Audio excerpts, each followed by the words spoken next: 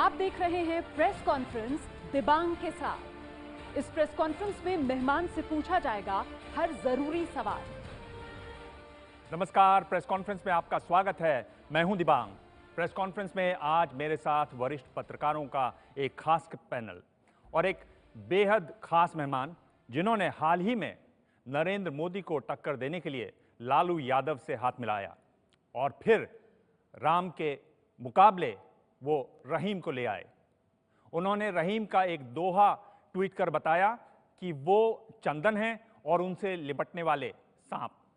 उन्हीं से पूछेंगे कि आखिर ये कैसा चंदन है जो अलग अलग ललाट पर दिखाई देता है। मेरे साथ आज के खास मेहमान बिहार के मुख्यमंत्री नीतीश कुमार। नीतीश जी, आपने समय निकाला हमसे बातचीत के लिए, आपका धन्यवाद, आपका स्वागत है। मेरे ख्याल से बातचीत इसलिए भी महत्वपूर्ण है क्योंकि बिहार पर सबकी निगाहें हैं, बिहार में बड़े चुनाव होने वाले हैं, आप पर निगाहें हैं और चुनाव से पहले का ये आपका पहला बड़ा इंटरव्यू, पहली इस तरह की बड़ी बातचीत है। आपसे सभी ज़रूरी सवाल होंगे, लेकिन उससे पहले आपके राजनीतिक सफ़र पर ये रिपोर्ट देखते हैं।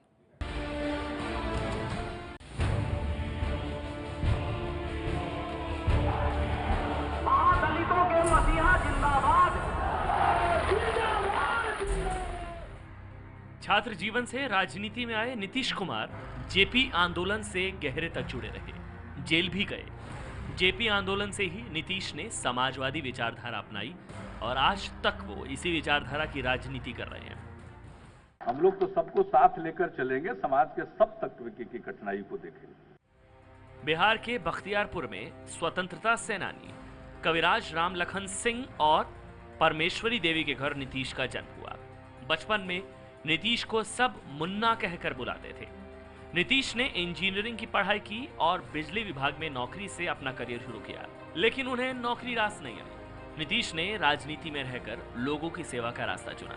नीतीश का राजनीतिक करियर बेदाग रहा है। वो जब देश के रेल मंत्री बने तो इंटरनेट बुकिंग और तत्काल सेवा जैसी सुविधाएं शुरू की। नीतीश जब मुख्यमंत्री बने तो बिहार में विकास के खूब काम हुए। नीतीश को सुशासन बाबू तक कहा जाने लगा। पिछड़े हों, अगड़े हों, हिंदू हों, मुसलमान हों, सब खुली हवा में सांस ले रहे हैं, ये सबसे बड़ा प्रमाण है। नीतीश वीपी सिंह और वाजपेयी सरकार में मंत्री रहे। 1994 में लालू से नाता तोड़ अलग पार्टी बनाई। लालू के खिलाफ लड़कर 2005 में बिहार की सत्ता में आए। 8 साल तक बीजेपी के साथ सरकार चलाई। नीतीश पर मौका परस्ती के भी आरोप लगे।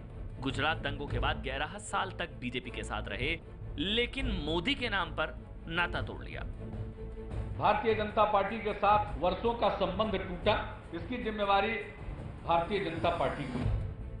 2014 के आम चुनाव में नीतीश की पार्टी बिहार में बुरी तरह हारी। इस हार ने लालू नीतीश की दुश्मनी खत्म कर दी और जनता परिवार एक हो गया।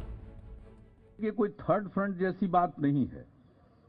ये जनता परिवार के जितने दल हैं अलग अलग, उन सब लोगों को एकजुट करने के लिए यह एक प्रयास है। 64 साल के हो चुके नीतीश का राजनीति के मैदान में अब तक का सबसे बड़ा इम्तिहान होने वाला है। बिहार चुनाव में मोदी को हराने के लिए नीतीश ने लालू प्रसाद यादव को फिर से दोस्त तो बना लिया है, लेकिन बड़ा सवाल यह है कि क्या ये दोस्ती नीतीश को फिर से बिहार की कुर्सी पर बिठा पाएगी।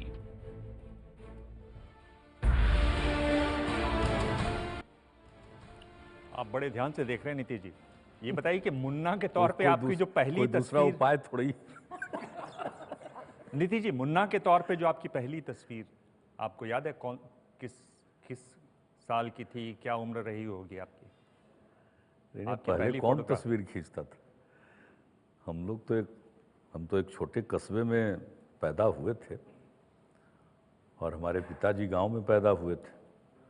जिस कस्बे में बख्तियारपुर में मेरा जन्म हुआ, उससे हमारा जो पैतृक गांव है वो कोई बहुत दूर नहीं है। वहाँ से अगर सीधे रास्ते जाएं तो मुश्किल से 5 किलोमीटर होगा।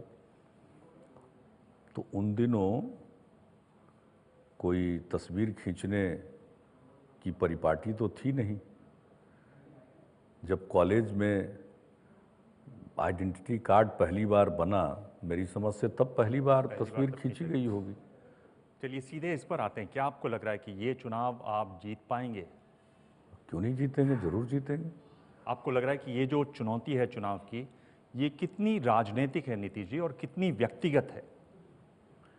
नहीं, हम लोगों की तरफ से तो जो भी लड़ाई है वो राजनीतिक है। दूसरी तरफ से राजनीतिक भी है, उनके लिए जीवन मरण का प्रश्न है, इसलिए बहुत हद तक यह व्यक्तिगत भी एक स्टेक उनका दिखता है कि ऐसा इस पर है, इसलिए बड़े बड़े दांव खेल रहे हैं। तो उसमें जो मैं देखता हूँ कि भारतीय जनता पार्टी के लोग और उनकी देखा देखी उनके सहयोगी गण भी जो भाषा का प्रयोग करते हैं, उससे पता चलता है कि उनकी तरफ से एक व्यक्तिगत हमले की भी कोशिश होती रहती है, लेकिन हम लोगों की तरफ से ये पूरे तौर पर राजनीतिक है। पर हम नीतीश लोगों जी, ने हाल अभी तक में किसी जो पर कोई व्यक्तिगत हमला नहीं किया है। जिस तरह से आप हाल में बोल रहे हैं, जिस तेवर में बोल रहे हैं, वो एक बदले हुए नीतीश कुमार हैं। वो ऐसे नीतीश कुमार हैं जो लगातार मोदी पर हमला करते हैं कि क्या बोल देते हैं इनको मालूम नहीं, जिस तरह की आप बातें बोलते हैं। आपको नहीं लगता कि आपकी जो पॉलिटिक्स है वो भी व्यक्तिगत है? आप भी व्यक्ति नीतीश कुमार को बहुत पसंद आते हैं या नापसंद आते हैं व्यक्ति नरेंद्र मोदी? नहीं, भारतीय जनता पार्टी की तरफ से अभी चुनाव होना है वहाँ, उनकी तरफ से तो किसी को सामने लाया नहीं गया है। कौन बीजेपी को लीड कर रहा है या बीजेपी के नेतृत्व में जो उनका गठबंधन है उसका कौन नेता है वो तो रख नहीं रहे हैं सामने। हर अवसर पर वो सीधे अपने सबसे बड़े नेता, जो एक तरह से कह सकते हैं कि सबसे बड़ा अस्त्र बीजेपी के पास है, उसी का प्रयोग कर रहे हैं। रैली करना, वहाँ जाकर मीटिंग करना, और कभी कभी तो सरकारी, कल भी आप लोगों ने देखा होगा कि एक सरकारी कार्यक्रम को किस तरह से राजनीतिक कार्यक्रम में तब्दील कर दिया गया, इवन सरकारी कार्यक्रम को। और उस दिन वो अपने पार्टी का कार्यक्रम करते हैं, गैर सरकारी कार्यक्रम करते हैं, उसमें तो बोलने का अंदाज, तेवर, शब्दों का चयन और हाव भाव, सब चीज़ को देखिए तो उसमें तो यही लगता है कि बिल्कुल व्यक्तिगत रूप से एक आक्रोश झलकता है। और इस आक्रोश में ऐसा लगता है कि सारी मर्यादाओं को वो तोड़ देते हैं। वही बात है जो आपने पहले एक बार कही नीतीश जी। मेरी तरफ से जो बात कही जा रही है वो सिर्फ मेरी तरफ से नहीं, वो पूरे बिहार की तरफ से। वो बार बार अटैक करते हैं बिहार सरकार के काम पर। बिहार सरकार ये बताते हैं कि 10 साल में कुछ नहीं हुआ। व्यक्तिगत अटैक भी करते हैं और सरकार के कामकाज पर भी अटैक करते हैं। तो ये मेरा तो फर्ज है कि अगर कोई कुछ कहे तो उसका उत्तर तो होना चाहिए जी। इस पर और हम लोग मैं बात तो हमेशा बात करेंगे नीतीश जी, तथ्यों के आधार पर जवाब देता जी। इस पर हम लोग बात करेंगे। चूंकि मॉनिटर सामने है, एक और क्लिप है जो आप ही के बारे में कहा गया है, ये सुन लीजिए। लोकतंत्र जनता मालिक है, वो जिसको चाहती है उसको बैठाती है और जिसको चाहती है उसको हटाती है। 15 साल तक मौका मिला, कुछ किए नहीं, चैन की बंसी बजाते रहे, चादर तान कर सोते रहे। अब सत्ता खिसक गई तो परेशान हो रहे, छटपट, जैसे जल बिन मछली छटपटाते रहता है उसी तरह से छटपट कर रहे।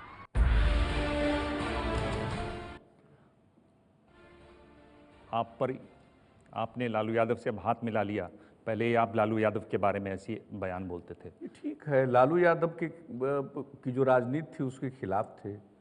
हम लोग तो सब जनता दल में थे, जेपी आंदोलन से निकले हैं, जनता पार्टी में थे, बाद में जनता पार्टी का बिखराव हुआ, लोक दल में थे, लोक दल के बाद फिर जनता दल में थे। वीपी सिंह हम लोगों के पहले राष्ट्रीय अध्यक्ष बने और उसके बाद जो कुछ भी आपके सामने हम लोग साथ थे। तो ये जो हाथ मिलाया, नहीं, बात कंटेक्स्ट के बिना आप कह दीजिएगा तब तो ये विचित्र बात है। नहीं, तब तो इसका काउंटर कुछ और ढंग से कह देना पड़ेगा कि भारतीय जनता पार्टी के लोग मेरे बारे में क्या बोलते थे और आज क्या बोल रहे हैं। जो हमारे स्टेट के लीडर्स जब तक हमारे साथ थे मेरे बारे में क्या बोलते थे, आज क्या बोल रहे हैं। तो सवाल उसका नहीं है, सवाल इसका है कि यह अपनी जगह पर उस समय की राजनीतिक परिस्थिति के मुताबिक जो हमारा पॉलिटिकल स्टैंड था उसके हिसाब से आज जब बीजेपी के साथ बीजेपी से अलग होने का हम लोगों ने फैसला लिया और वो सिद्धांत के आधार पर लिया, हमें इस बात पर यकीन नहीं रहा कि जो वायदे बीजेपी के नेतृत्व के द्वारा किए गए कि विवादित मुद्दों से अलग रहेंगे, और वो अलग रहे। अब जो बीजेपी नए अवतार में आई है, अब फिर से अपने पुराने रूप में, पुराने तेवर में वो जाएगी और भी वो जिसको कहिए कि कट्टरपंथी धारा को बढ़ाएगी। तो हम लोगों ने अलग होने का फैसला किया, और जिस समय अलग होने का फैसला किया उस समय यह भी हम लोगों ने कह दिया, हो सकता है कि हमें सफलता न मिले, लेकिन सवाल सफलता और विफलता का नहीं है। सवाल है कि जिन चीज़ों के प्रति हमारा विश्वास है, जो हमारा कमिटमेंट है, उसके आधार पर चलेंगे। पर नीतीश जी, ये एक तरीके से विरोधाभास की पराकाष्ठा नहीं है कि आप जिसको विकास विरोधी बताते रहे, जंगल राज तो लोगों ने कहा, आप उसको आतंक राज बताते रहे, अराजकता बताते रहे, आप उसी के बगल में खड़े हो गए। क्या आपको ये डर था हार का? क्या आपको अकेले पड़ने का डर था? क्या वजह, असली वजह क्या है उसकी? पूरे देश की मानसिकता आप नहीं देख रहे हैं। इस देश में लोकतंत्र रहना चाहिए, नहीं रहना चाहिए। एक आदमी को जनता ने वोट कर दिया, मात्र 31% पर यह मैसिव मैंडेट मिल गया बीजेपी को, और ये मैसिव मैंडेट मिला तो इसका मतलब क्या है कि अब बिल्कुल सब लोगों को, बाकी लोगों को देश भर में घर बैठ जाना चाहिए, और एक बार किसी को वोट मिल गया और दिल्ली की गद्दी पर आए, वो जो चाहे करते रहें, या उनके विपक्ष में किसी को खड़ा नहीं होना चाहिए।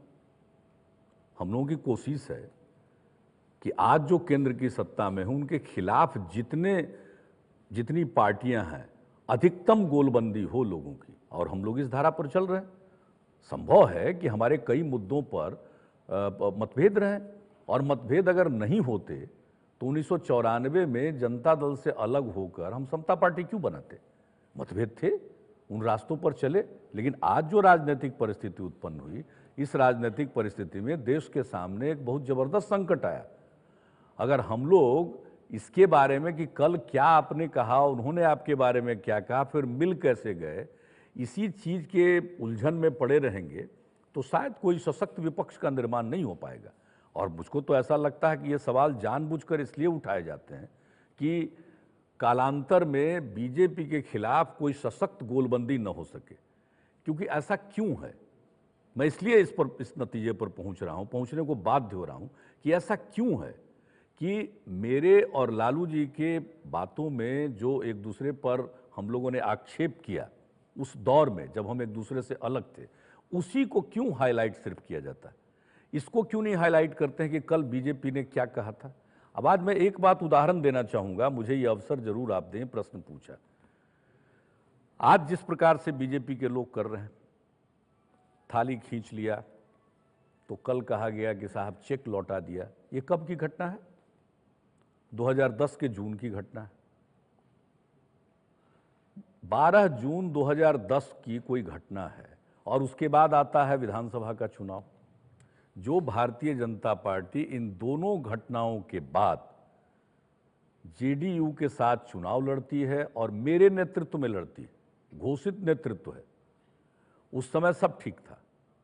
आप कृपा करके जरा एक मिनट, मेरा व्यक्तिगत आग्रह है, एक आग्रह है इस प्रेस नहीं नीतीश जी, आप तो उनके साथ रहे हैं, आपको मालूम है उनका रंग ढंग। नहीं, तो इसमें आपको आश्चर्य अगर होता है तो मुझे इस पर आश्चर्य होगा। नहीं, हम कंक्लूड करने दीजिए जी कि 2010 के बिहार के विधानसभा के चुनाव में मेरे बारे में जो इनके तमाम नेता थे वो क्या बोलते थे और आज क्या बोल रहे हैं, हम और कुछ नहीं। ये जब उनसे सवाल होंगे तो हम लोग ये जरूर, ये सवाल नहीं, तब ये जरूर, इस पर जरूर चर्चा होगी। ये ठीक है, लेकिन हम बता रहे हैं, हम अगला सवाल ले लेते हैं। ये कॉन्ट्रडिक्शन सब जगह है, उसको एक साथ सामने करिए तो लोग फैसला कर पाएंगे। चलिए अरविंद जी, आपसे अपना सवाल पूछें।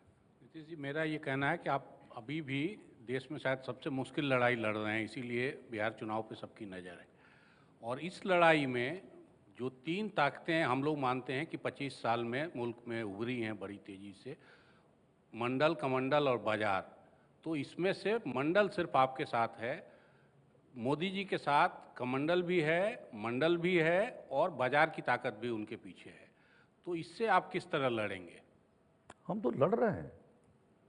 ये तो आपकी व्याख्या है कि मंडल, कमंडल और बाजार 3 तबके, आपके हिसाब से वो है, हम उसके बारे में कुछ नहीं कहना चाहते हैं।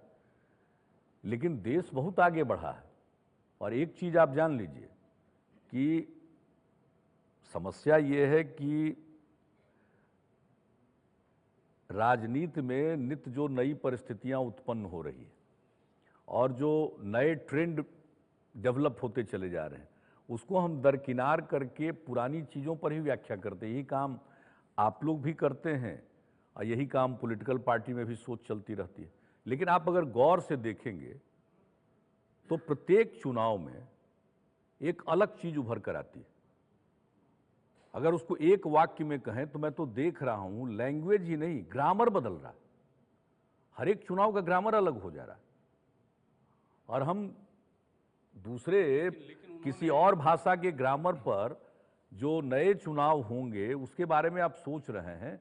तो इसके चलते चुनाव के पहले कई तरह की मन में गलतफहमियां उत्पन्न होती हैं। नहीं, लेकिन दलित वोट टूटा, ओबीसी टूटता दिख रहा है, ये तो बहुत साफ दिख रहा है कमंडल। और जो बाजार का असर है या कॉरपोरेट का असर है, उस लेवल पे खर्च करना आपके बस में या किसी के बस में, ये 3 चीज़ें उनके साथ बहुत साफ दिखाई दे रही हैं कि उन्होंने ओबीसी खेमे को तोड़ लिया है, दलित वोट बटे हैं और उसके बाद बाजार की ताकत पूरी तरह, पैसे की ताकत बहुत साफ, उस ताकत से मुकाबला करना, ये क्या पॉसिबल आपको लग रहा है? अरे बिल्कुल पॉसिबल। इसलिए तो मैं कह रहा था कि आप तो उन्हीं चीज़ों में आप उलझे हुए हैं, जबकि बिहार का जो चुनाव होगा तो बिल्कुल नए ढंग का चुनाव होगा। बिहार के चुनाव से ये तय होगा कि इस देश में लोकतंत्र रहेगा या वो मिटेगा।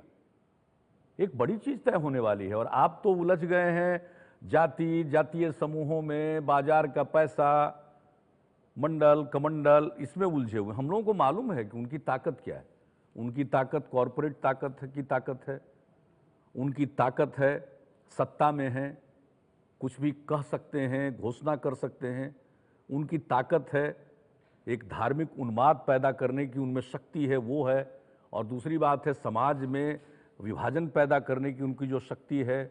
ऑफ लेट उन्होंने जिस तरह से जातियों में लोगों को बांटना शुरू किया, और मेरा बीजेपी के साथ मतभेद में यह एक प्रश्न भी था। हमने समाज में बड़ी जमात खड़ा की, जात से अलग जमात खड़ा करना शुरू किया, चाहे अति पिछड़ों का हो, महादलित हो, इस प्रकार से जो जमात बन रहे थे। और उसी समय बीजेपी जातियों में बांटकर, उनके कुछ आइकॉन्स को चुनकर उनके इर्द गिर्द पूरी राजनीति कर रही थी, उनके जातीय सम्मेलन कर रही थी, जो पहले हुआ करता था। मैंने इस पर ऐतराज भी जताया था। तो ये बात हमको लगने लगी थी कि हम जिस तरह से लोगों को जोड़ने की कोशिश कर रहे हैं, इनको वो नापसंद है, इनको फायदा करेगा लोगों के बीच में झगड़ा, लोगों के बीच मतभेद। तो ये सब कुछ करने की वो कोशिश कर रही है, मुझे मालूम है। लेकिन सबसे बड़ी चीज़ जो तय होगी, आज हमसे पहले भी पूछा गया और जो इन लोगों ने कहा कि भाई आप कैसे गए, तो मैंने उस समय भी कहा ये तय होगा अगर बिहार में साहब 15 महीने तक यात्रा तो छोड़ दीजिए, बिहार के बारे में कुछ नहीं सोचा गया। और ऐसा नहीं है कि राज्य सरकार की तरफ से उनको हर बार ज्ञापन देना, हमने खुद मिलकर सारी बातें इस पर हमारे पास आगे सवाल है। आगे सवाल है, ठीक है, हम आगे बोलेंगे तो विस्तार से। लेकिन आप जिस तरह से सोच रहे हैं, और हम तो कोई दावा नहीं करना चाहते हैं कि उनका यह प्रयास बेकार है, हम उस तर्क में नहीं जाना चाहते हैं।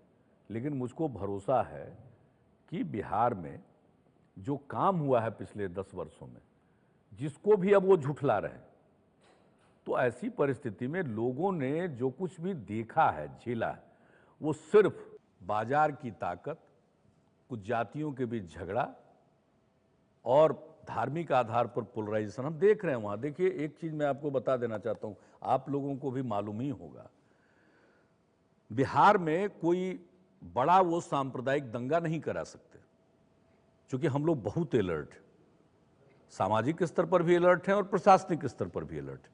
हम देख रहे हैं एक ट्रेंड है कि छोटे मोटे झगड़े वो कराते हैं। अब वो यहाँ पर चले गए हैं कि चलो एक गांव का झगड़ा 2-3 गांव पर असर करेगा, 2-3 हज़ार वोट एक विधानसभा के क्षेत्र में मैटर करता है, 2-3 हज़ार वोट को ही इस लाइन पर पोलराइज कर दो। तो एक एक चीज़ हम लोग देख रहे हैं, और फिर यही नहीं, हम उनकी इस ताकत को भी देख रहे हैं कि एक कोई जात है तो उसके सामने ये बता देना कि देखो इसको तो पूरा सम्मान नहीं मिल रहा, दूसरी तरफ जाना उसको सम्मान नहीं मिल रहा। तो ये सब करके वो कन्फ्यूजन करने की कोशिश कर रहे हैं। लेकिन जो सबसे बड़ी बात है कि उनको जो लोकसभा के चुनाव में जबरदस्त समर्थन मिला, हर तबके का समर्थन मिल गया, अब लेकिन उनको कुछ हासिल हुआ नहीं, कुछ दिखा नहीं है, इसलिए उनकी बातों का वो असर नहीं है कि वो इन चीजों के माध्यम से गोलबंद कर लेंगे। चलिए और नीतीश जी, हम आगे लोग चलते हैं। और हम लोग भी हम ये आपको स्पष्ट करना चाहते हैं कि हम लोग मास पार्टी, तो हम लोग एक मैसेज के आधार पर मास कांटेक्ट और अपनी बात रखते रहे। आज ही नहीं, ये सिलसिला रहा आज़ादी के पहले मास पार्टी जो रही हैं, उसके बाद ऑर्गेनाइज ढंग से कार्डर बेस्ड पार्टी तो या तो ये आरएसएस के थ्रू धीरे धीरे धीरे जनसंघ भाजपा, कई जगहों पर जो समाजवादी थे या नॉन कांग्रेस अपोजिशन पार्टीज थे, नॉन बीजेपी या नॉन जनसंघ, वो उस तरह से ऑर्गेनाइज रह नहीं सके, इसका फायदा इनको मिलता गया सुनाए सुनाए। लेकिन इस बार हम लोगों ने भी संपर्क को इस तरह से केंद्रित किया है अपने जनसंपर्क के काम को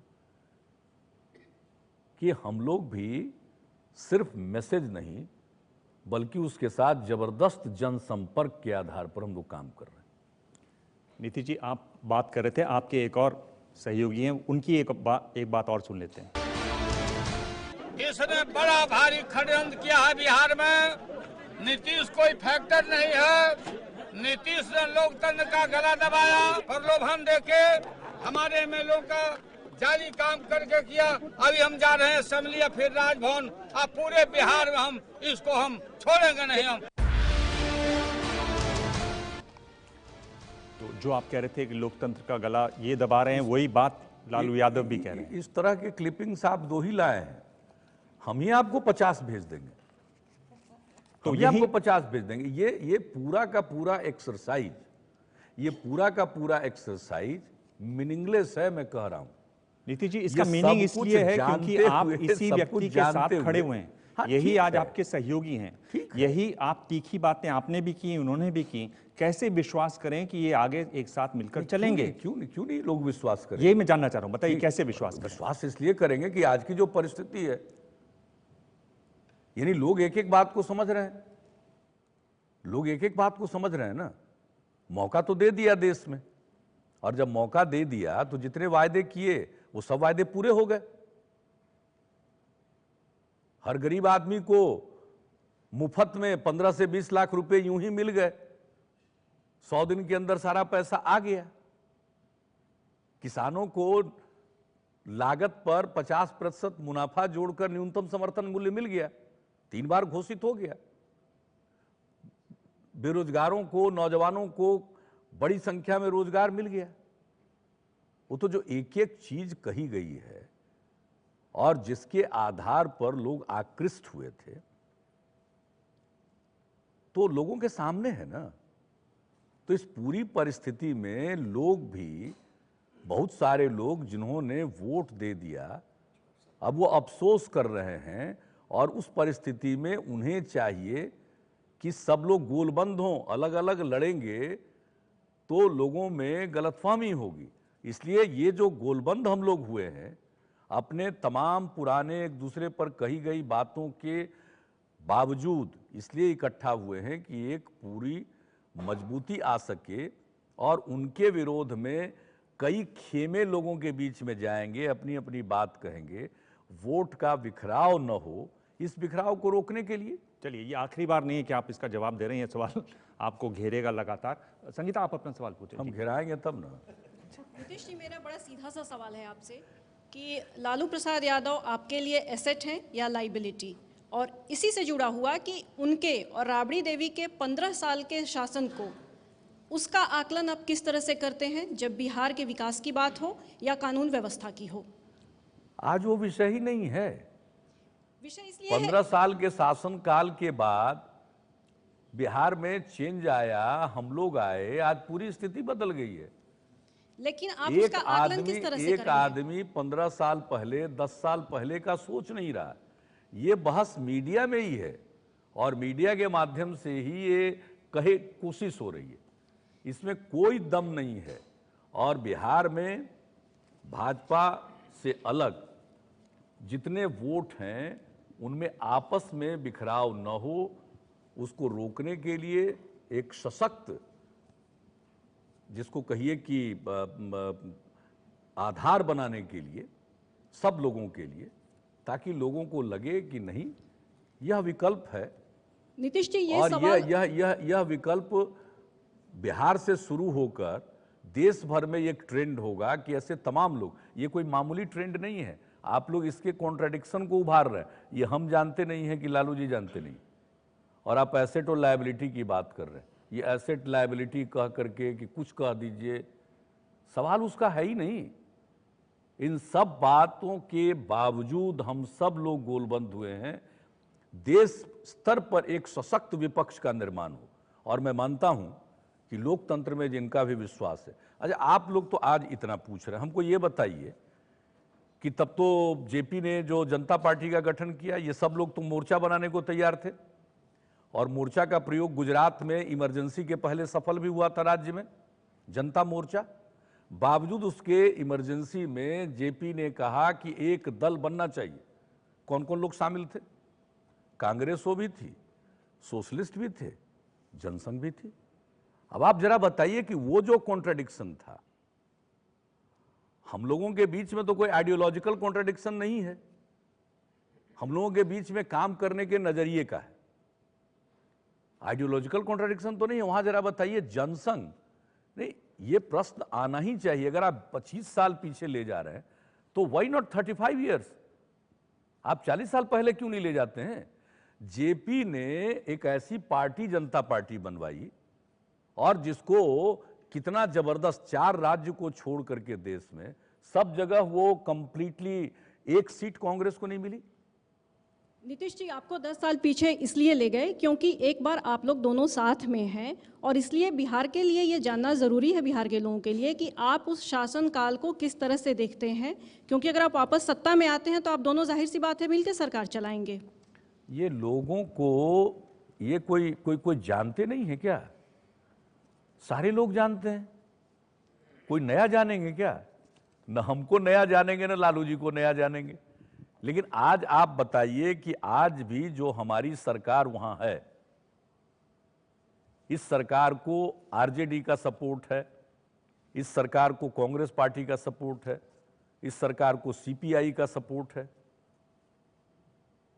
एक इंडिपेंडेंट का भी सपोर्ट है। जो हमारा बहुमत है वो तो सब लोगों को मिलाकर है, सरकार चला रहे हैं। तो जरा सा बताइए ना कि पिछले 8 महीने में ऐसा कौन सा काम हुआ जो आपको दिखाई पड़े कि यह सुशासन के स्पिरिट के खिलाफ है? कहिए ना, यूं ही एक भय पैदा करना। और अभी तो 8 महीने में कोई एग्जाम्पल दीजिएगा ना, कोई एग्जाम्पल कि बिहार में ऐसा कुछ क्या हुआ है, कौन सा डेवलपमेंट का काम रुक गया, फुल स्पीड में काम चल रहा है, चाहे इंफ्रास्ट्रक्चर का हो। कौन से इशू को जिसको हमें रिजॉल्व करना चाहिए हम लोग रिजॉल्व नहीं कर रहे हैं? कहां किसी प्रकार की दिक्कत आ रही है? और आज जबकि सब लोगों ने मिलजुल कर यह तय कर दिया कि हमें काम करने का मौका महागठबंधन को जनता देगी, तो किसके नेतृत्व में काम होगा? कहां कोई कंफ्यूजन है? और ये 6 महीने 8 महीने का जो फिरका पिछले कार्यकाल को उठाकर देख लीजिए। मुझको बताइए कोई ऐसा चीज, कोई ऐसा उदाहरण, कोई ऐसा इंसिडेंट जिससे आपको लगे कि गुड गवर्नेंस के ऊपर तो बड़ा भारी क्वेश्चन मार्क लग गया। चलिए नीतीश जी, आगे बढ़ते हैं। ये बहुत चर्चित बयान है, इसको भी सुन लीजिए। एक चाय वाले के बेटे की थाली खींच ले, गरीब के बेटे की थाली खींच ले, लेकिन एक महादलित की तो सारी की सारी पूंजी, सारा पुण्य खींच करके ले लिया। भाइयों बहनों, तब मुझे लगा कि शायद शायद डीएनए में ही कोई गड़बड़ है। अब एक तो क्लियर हो गया ना कि बीजेपी के लोग पॉलिटिकल डीएनए बोलते, कहीं पॉलिटिकल सब था, पर उनका आशय पॉलिटिकली था। आशय, वाह साहब, उनके लिए आप आशय ढूंढेंगे और हम लोगों को शब्द पर हम लोगों की व्याख्या करेंगे। हम लोगों की व्याख्या हम लोगों के शब्दों पर और उनकी व्याख्या उनके आशय पर। ये तो लेवल प्लेइंग फील्ड नहीं हुआ। आपको लग रहा है ये कि तो एडवांटेज देना हुआ। अब आप बताइए एक चीज, ये जो सुना दिया आपने, इसमें क्या चीज था? इसी पर तो हम पूछ रहे हैं कि जून 2010 की घटना के बाद 2010 का विधानसभा का चुनाव हुआ। आपने सुनाया थाली की बात, कल सहरसा में उन्होंने चेक लौटाने की बात कही। अब आप बताइए, इसके बाद बीजेपी मेरे लीडरशिप में चुनाव लड़ी, क्यों लड़ी? कैसी पार्टी है, कैसा स्वभाव है, कैसा मिजाज है? आप भी चुन रहे। उन्होंने तो कहा कि मुझे कमरे में बुला लेते हैं, चांटा मार देते हैं, मुझे समझा देते हैं, मैं मान जाता हूं। ये भाषा हो सकती है क्या? ये कहा पर उन्होंने? अरे उन्होंने कहा तो आप उनकी व्याख्या करिए। मैं पूछ रहा हूं आपसे, कहीं सुना है क्या कि किसी को चांटा हमने मारा? वो तो तैयार कभी थे। कोई सोच भी सकता है क्या? राजनीति में कहीं कोई सोच भी सकता है क्या? ये भाषा आप समझ रहे हैं, ये भाषा संतुलित है? यह भाषा तो असंतुलित है। यह भाषा तो इस बात का परिचायक है कि सामने वाले के प्रति मन में इतना भयंकर कंटेम्प्ट है। मेरे मन में तो कुछ नहीं है। मैं तो जाता हूं एयरपोर्ट पर, स्वागत करता हूं, हंसकर स्वागत करता हूं। मेरे मन में तो जरा भी नहीं कोई क्लेश है। मैं चूंकि मानता हूं कि हो सब चीजें राजनीतिक है। नीतीश जी, ऐसा है, शिष्टाचार अगर निभाते तो आपने अगर जब खाने पे बुलाया था तो खाना उनको खिलाते। चेक उन्होंने भेजा था फ्लड रिलीफ के लिए, वो लेते। शिष्टाचार की कमी आप में थी और वो उसका जिक्र कर रहे थे, नंबर 1। नंबर 2, जब वो डीएनए की बात करते हैं तो आपका व्यक्तिगत डीएनए की बात कर रहे हैं। बड़ा साफ है उसमें, क्योंकि जो भी इंसिडेंट हुआ, थाली छीनी, बिहार ने नहीं छीनी। अब आप जो हैं वो डीके बरुआ की तरह इंडिया इज़ इंदिरा और नीतीश कुमार इज़ बिहार और बिहार इज़ नीतीश कुमार, आप उस पर आ गए हैं। डीएनए जो है बड़ा साफ है कि वो पहले, उससे पहले जो आधा सेंटेंस पहले बोले हैं वो कि आपके डीएनए के आप जो हैं लोगों को यूज़ करते हैं, डंप करते हैं। अब आपको जरूरत पड़ी तो फिर लालू यादव के पास आ गए और आपने उन कहा कि वो सांप है, मैं चंदन हूँ। तो ये जो भाषा है, कहीं ना कहीं आप में कॉन्ट्रडिक्शन है, वो नज़र आ जाती है कई दफ़ा। उनकी भाषा तो बड़ी अच्छी आपको लगी? नहीं, आप मेरी भाषा तो बड़ी आपको बुरी आपने लग तो गई। उससे भी ज्यादा गलत किया। खाना बुला के इनविटेशन उनको कहा नहीं, अगर ये आएंगे तो नहीं करूंगा। पर आपने इस्तीफा नहीं दिया 2002 में। अगर इतना उन्होंने बुरा काम किया था तो आपने इस्तीफा नहीं दिया 2002 में। जी जी बोले, हमको बोलने भी दीजिए। जी बोलिए। कहां से 2002 से शुरू करे?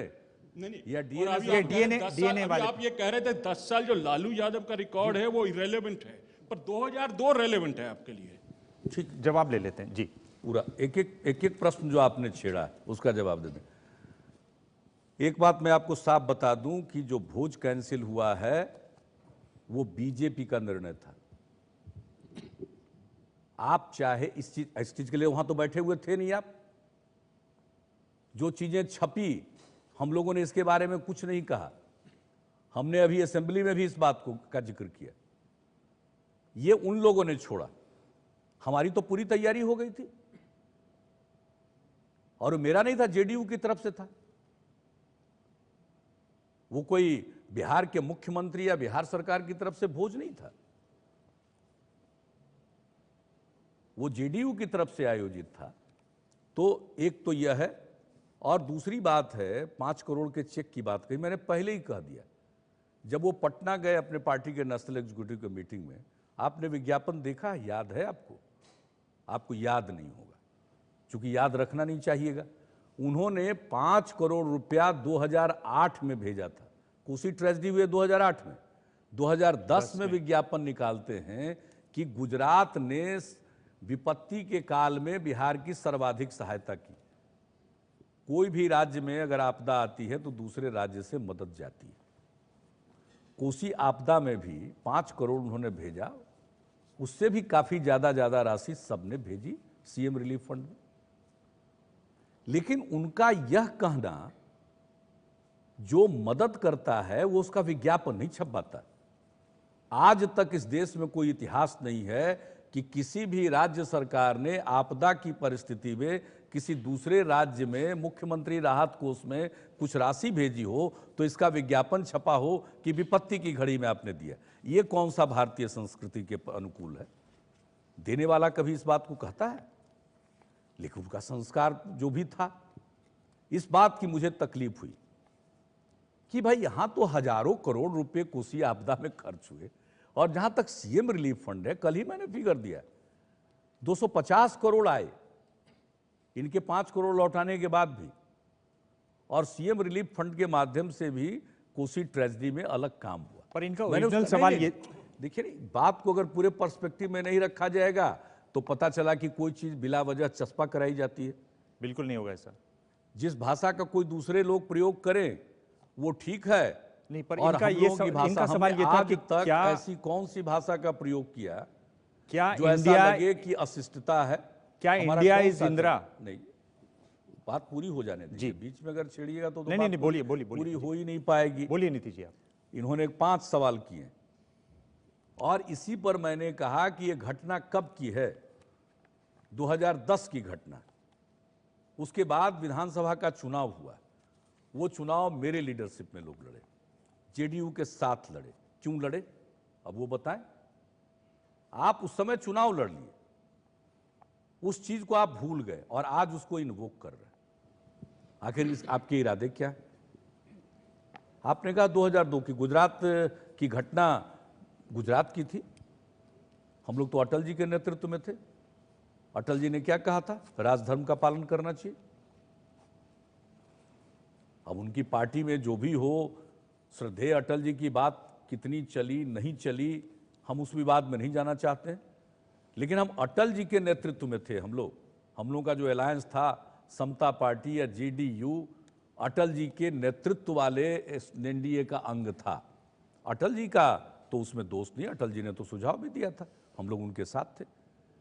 लेकिन अब अटल जी के बाद जो दूसरा लीडरशिप अब लाने की कोशिश हो रही है, तो यही तो कारण था कि हम लोगों को लगा कि भाई अब बीजेपी नए स्वरूप में फिर से आ रही है, इसमें अपने को एडजस्ट करना संभव नहीं है वैचारिक रूप से। व्यक्तिगत एडजस्टमेंट की बात नहीं है, वैचारिक रूप से एडजस्ट नहीं कर सकते हैं। माफ करिए, इसलिए हम लोगों ने इसी के बारे में पूछ रहा हूं। नीतीश जी, ऐसा तो नहीं है कहीं जो गैम्बल है कहीं ना कहीं गलत हो गया?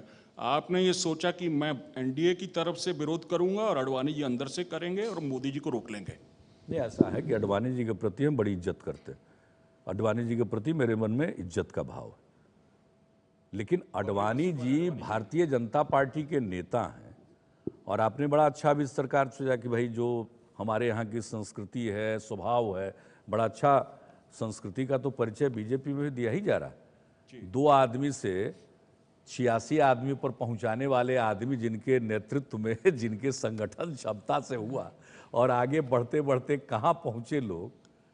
आज अडवाणी जी की क्या स्थिति है भारतीय जनता पार्टी में, बाहर और अंदर की बात नहीं है, सीधी बात है कि अब जब यह लग गया हम लोगों को, हम लोगों की पूरी पार्टी को, कि हम लोग वैचारिक रूप से वहाँ एडजस्ट नहीं कर सकते, क्योंकि 2002 में अलग नहीं हुए क्योंकि अटल जी का नेतृत्व था। अब तो कोई छतरी थी नहीं वैसी नेतृत्व की, इसलिए हम लोगों ने तय किया अलग हों, और गैम्बल नहीं था।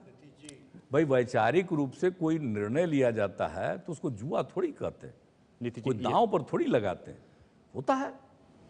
नीतीश जी, एक दूसरा सब्जेक्ट है कि जो डीएनए वाला कटाक्ष माननीय प्रधानमंत्री ने किया और उसके बाद आपने उसका जवाब दिया और आपने ये भी कहा कि बिहार से डीएनए के सैंपल प्रधानमंत्री निवास पे भेजे जाएंगे। तो पहला सवाल तो ये है कि क्या उसमें आपका और लालू जी का भी डीएनए का सैंपल होगा, एक। और दूसरा, इसी के साथ लगा हुआ एक सवाल है कि कल आपने अपनी प्रेस कॉन्फ्रेंस में प्रधानमंत्री के भाषण के बाद ये कहा कि जिस तरह से उन्होंने वो स्पेशल पैकेज अनाउंस किया वो एक नीलामी सरी का अनाउंसमेंट था। तो इन दोनों के चलते मुझे ये लगता है कि आपका एक मेजर कैंपेन पॉइंट बिहार की अस्मिता है, बिहार का प्राइड है, और वो जो डेमोक्रेसी का आपका प्लैंक है उसके साथ कैसे जुड़ता है, इस पे थोड़ा व्याख्यान करें। देखिए, आपने ठीक कहा कि जो कुछ भी डीएनए के बारे में उन्होंने कहा और आपने कहा कि भेजेंगे, भाई तो मेरा डीएनए तो खराब उन्होंने घोषित ही कर दिया, तो इसकी तो पूरी रिपोर्ट उनके पास है। ये तो बिहार भर के लोग अपना सैंपल भेज रहे हैं कि आप डीएनए जांच करा लीजिए, तो आप अपना जिनका नहीं भेज रहे। डीएनए खराब उन्होंने कहा है, उसके साथ ये डीएनए मेल खाता है या नहीं खाता, क्योंकि उनके पास तो है ही। उन्होंने जब डिक्लेयर कर दिया कि डीएनए मेरा खराब है तो उनको तो मालूम होगा, उनके पास तो रिपोर्ट। लालू जी का डीएनए नहीं, लालू जी के बारे में उन्होंने नहीं कहा। बहुत और विवाद है सबसे बड़ी बात है, सबसे बड़ी बात है कि आखिरकार देश के सर्वोच्च राजनीतिक पद पर बैठकर, देखिए राजनीतिक विरोध होगा, लेकिन मुझको ये बताइए कि अगर दुनिया के किसी दूसरे मुल्क में या दूसरे लोगों के द्वारा हमारे देश के प्रधानमंत्री के पद पर बैठे हुए व्यक्ति के बारे में कोई व्यक्तिगत आक्षेप हो, तो क्या हम पार्टीजन एटीट्यूड अपनाकर प्रतिक्रिया व्यक्त करेंगे? सबको खराब लगेगा। तो उन्होंने वहां जाकर जिस तरह से मेरे बारे में इस तरह की टिप्पणी की, इसलिए ये जो कैंपेन है वो तो है कि कृपा करके शब्द वापस ले लीजिए, टेक बैक योर वर्ड्स, कृपया अपने शब्द वापस ले लें। ये विनम्रता पूर्वक आग्रह है, शब्द वापसी का ये अभियान है कि शब्द वापस लेना चाहिए। क्या इस तरह की भाषा, यानी आप इस चीज को अप्रूव करते हैं कि कोई देश का प्रधानमंत्री जाके किसी के राज्य के मुख्यमंत्री के बारे में ऐसी टिप्पणी करे और वो बड़ा सराहनीय है? नहीं, मैं बिहार की अस्मिता की तो बात बिहार इसलिए कह रहे हैं कि लोगों ने इसको अपने आप बिहार की अस्मिता के साथ जोड़ा। मैं 5 दिन तक ज्यादा कुछ नहीं बोल रहा था, 7 दिन तक चारों तरफ से ये बात उठने लगी, आने लगी कि नहीं, ये तो बिहार की अस्मिता पर चोट की गई है, ये तो बिहार का अपमान है, बिहारियों का अपमान है। कोई चीफ मिनिस्टर के पद पर है तो आज की तारीख में सब लोगों का जब तक है वो, उसके साथ लोग अपने आप को जोड़ते हैं कि इस तरह की टिप्पणी नहीं होनी चाहिए। तो लोगों का हुआ तो हमने कहा कि ठीक है, इतना आग्रह किया कि शब्द वापस ले लीजिए कृपा करके, please take back your words. नहीं, आपने जो तो इसलिए ये अस्मिता के साथ डोनेशन की बात अब की दूसरी है, देखिए आपको सिंगल आउट नहीं किया प्रधानमंत्री ने। अभी दुबई में जो भाषण दिया था वहां पर भी जाके बताया कि उन्होंने मालदीव्स में पानी पहुंचाया था, नेपाल में मदद पहुंचाई थी, शेख हसीना की मदद की है, तो उनकी थोड़ी शायद व्यवहार में ऐसी बात है। आपको तो सिंगल आउट नहीं किया लगता उन्होंने। नहीं, तो सबके साथ ही ऐसा व्यवहार करते हम हैं। तो समय की इनके सीमाओं के चलते, वरना आप जान लीजिए यह तो भारतीय संस्कृति में है ही नहीं, और सच पूछिए तो मानवीय संस्कृति के प्रतिकूल है कि आप अगर मदद करते हैं तो उसका बखान करते हैं। और नेपाल में बिहार की तरफ से जो कुछ भी हुआ सबको मालूम है, कभी कोई कहने गया है क्या? भारत की तरफ से कोई मदद नेपाल की, तो हम लोगों का तो ये ड्यूटी है ना। आखिर भारत में कोई विपत्ति आती है तो और दूसरे देश के लोग मदद ऑफर करते हैं या नहीं करते, हम ले या नहीं ले, पर ये जो इरादे तो होते, लेकिन ये नहीं करना चाहिए। पर यह बोलना किसी भी तरह से मानवीय मूल्यों के हिसाब से भी और राजनयिक दृष्टिकोण से भी यह मुनासिब नहीं है। इससे देश को अंततोगत्वा नुकसान होता है। ये जो थाली वाली आपने बात की, आपने थाली नहीं खींची, थाली खींच ली बीजेपी वाली, आज आप कह रहे हैं कि नहीं, थाली उन्होंने खुद ही वापस कर दी थी। जी, क्या तो हमने उस समय भी कह दिया था और असेंबली में भी इस बात का मैंने जिक्र करके बता दिया था। ये तो एक तरफा प्रचार करते करते इस बात को कहे, इसलिए हम कहते हैं उनको। नहीं, क्या कहा बीजेपी ने कि वो नहीं चाहते हैं ये भोज? अरे वो जिस तरह का उन्होंने बिहार के सेंटिमेंट के को चोट पहुंचाने वाली बात कही थी, उसके आधार पर मैंने अपनी जो पीड़ा थी उसका हमने बयान कर दिया कि भाई ये नहीं कहना चाहिए, तो बिहार के साथ अपमान, इस तरह की बात नहीं होनी चाहिए, ऐसी कौन सी बात हो गई, नहीं करना चाहिए। तो ये बात उन लोगों के मन में लगने लगी धीरे धीरे, और शाम होते होते उन लोगों ने कहा कि छोड़ दीजिए। वो पूरे दिन में ये भोज पर एक प्रश्नवाचक चिन्ह आ गया, क्योंकि मेरे मन में भी जो पीड़ा थी उसको हमने प्रकट किया कि यह नहीं कहना चाहिए, भारतीय संस्कृति के प्रतिकूल है, देने वाला भजता नहीं है, बोलता नहीं है। तो ये सारी बातें हुई, माहौल उस दिन का थोड़ा तो फिर बीजेपी से संदेश आया कि कॉर्डियल नहीं रहा। यस, बीजेपी के लोकल लीडर्स ने कहा कि छोड़ दीजिए, हमारा तो ऑलमोस्ट सब कुछ तैयार था। नीतीश जी, किस भारतीय संस्कृति की बात कर रहे हैं? लेकिन सर ये हम एक चीज उसको क्लोज करते हुए कह दें कि वो तो हम लोगों के ऊपर चस्पा हो गया, अब उस बहस में पढ़ने से क्या फायदा है। हम तो एक साधारण सा सवाल पूछते हैं कि इतने दुखी थे तो उन्हें रिश्ता तोड़ना चाहिए था ना। अगर उनको लगता है कि मेरे इस एक्शन से उनको इतनी ठेस पहुंची तो सबसे पहला तो काम करना चाहिए था उनको, साथ नहीं लड़ना चाहिए था चुनाव। हमने तो उन लोगों को कह दिया था कि भाई जहां मुख्यमंत्री का आवास होता है वहां से राजभवन 1-1.5 मिनट का रास्ता है। मैंने कह दिया था कि भाई बता दीजिए, 1 मिनट का रास्ता है, हम तैयार हैं, हम जाकर वहां अपना त्यागपत्र सुपुर्द करेंगे। तो साहब वो रहे भी, बाकी समय वो सरकार भी रही, गठबंधन भी रहा, लीडरशिप भी वही रहा, चुनाव भी लड़े, जबरदस्त सफलता भी मिली। तो ये कौन सा मुद्दा रहा ये? आज इस मुद्दे को इन्वोक करना यह इस बात को दर्शाता है कि वो किसी चीज को मन में जिसकी गांठ बांधते हैं, वक्त का इंतजार करते हैं और समय बीतने के बाद वो करते हैं। तो ये तो हम लोगों का इससे बढ़िया और कौन निर्णय हुआ भाई? अलग होने का हम लोगों का उस गठबंधन से, इससे अलग तो कोई निर्णय होना नहीं चाहिए था। अगला सवाल शंकर सेन जी। मेरा जो नीतीश जी मूल सवाल था उस पर चर्चा हो चुकी, लेकिन मैं थोड़ा और स्पेसिफिक आपसे जवाब चाहूँगा। ये एक अजीब, मैं तो कहूँगा भयंकर सी कटुता आपके और प्रधानमंत्री के बीच में हो गई है और बिहार में रोज़ रिस रही है। वो सुबह में आप लोग हाथ मिलाते हैं, दोपहर शाम होते होती ऐसी, मैं तो बुरा न मानिएगा, गाली गलौज शुरू हो जाती है। होल डिस्कोर्स, आप कहते हैं कि आपका मतभेद वैचारिक है। मैं जानना चाहूँगा कि इसमें कोई व्यक्तिगत उसका कुछ क्वेश्चन है कि नहीं। और वैचारिक, आपने अटल जी और अडवाणी जी की भी बात की, भाजपा के साथ आप 17 साल तक करीब साथ रहे। अगर वैचारिक है तो किन किन बिंदुओं पर, वो अगर स्पेसिफाई कर पाएँ कि किन बिंदुओं पर नरेंद्र मोदी से आपका भाजपा को अलग छोड़ के वैचारिक मतभेद है? ये तो भारतीय जनता पार्टी की आज की स्थिति को देखकर ही उसका उत्तर मिल जाता है। उनके हालात क्या हैं आप जरा देख तो लीजिए। कोई लोकतंत्र बचा है वहां क्या? अब कोई पार्टी का साथी और सहयोगी है? फॉलोवर सब उनके हो गए हैं, बैठ गए। तो वह तो एक अलग प्रश्न है। आपने जो कुछ भी कहा, आप जरा बताइए, प्रधानमंत्री जी जाते हैं, हम गर्मजोशी से स्वागत करते हैं, सरकारी समारोह में भी रहते हैं, प्रेम से हम अपनी बात करते हैं, सब कुछ ठीक है। एक दूसरे प्रोग्राम में भी जाते हैं जहां मैं डायस पर हूं लेकिन मुझे बोलने का अवसर नहीं है। मैं इस देश का कृषि मंत्री भी रह चुका हूं, इस नाते आईसीआर का प्रेसिडेंट भी रहा हूं, और आईसीआर का फंक्शन है, 5 मिनट मेरे बोलने का वहां वक्त नहीं है। मैंने तो कुछ नहीं कहा, हम तो मीटिंग में रहे,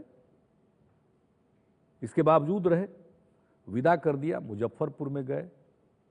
पहल किन की तरफ से हुई? और मुजफ्फरपुर में वो जितनी बात बोल गए, अगर उन बातों का उत्तर न दिया जाए तो फिर आप क्या कहते? तब तो जो बात बोल रहे हैं वो सही है। अगर हम उत्तर देते हैं तो गाली डैश आप एक गलौज जोड़ देते हैं। एक तरफा गाली है, गाली के बाद गलौज नहीं है ये। हम लोगों की तो हम मतलब आज जो बिहार में जो जिम्मेवारी लोगों ने दी है, इस नाते यह तो मेरा कर्तव्य बनता है कि मैं फैक्ट्स को लोगों के सामने रख दूं। और मैंने अपने प्रेस कॉन्फ्रेंस में कभी भी नहीं, आज अभी भी पूछ रहे हैं तो मैंने तो कोई ऐसी बात नहीं कही है। हम तो पूरा आदर सम्मान पटना के बाहर कल सरकारी समारोह था, मुझे नहीं जाना था। मैं जान रहा था कि ये पूरा का पूरा पहले का किया हुआ सब कुछ स्वीकृति दिया हुआ काम है। ये शिलान्यास बिल्कुल कोई मायने नहीं रखता है। बहुत सारी चीज़ों का अलाइनमेंट तय नहीं है, अलाइनमेंट तक तय नहीं है। आप शिलान्यास कर रहे हैं, बहुत अच्छा करिए। मैं तो इस तरह के फंक्शन का पार्ट नहीं बन सकता था, और वहाँ जाकर अगर इन बातों को कहूँ तो लोगों को यह लगता कि यह अशिष्टता है। मैं कुछ भी करूँ अशिष्टता नहीं कर सकता हूँ, चाहे मेरे ऊपर जितना भी चार्ज लगाई।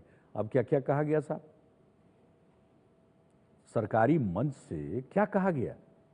राज्य की सरकार केंद्र के सामने अपनी बात रखती है, क्या उसको भीख मांगना कहते हैं, याचना कहते हैं? ये तो ड्यूटी है हमारा।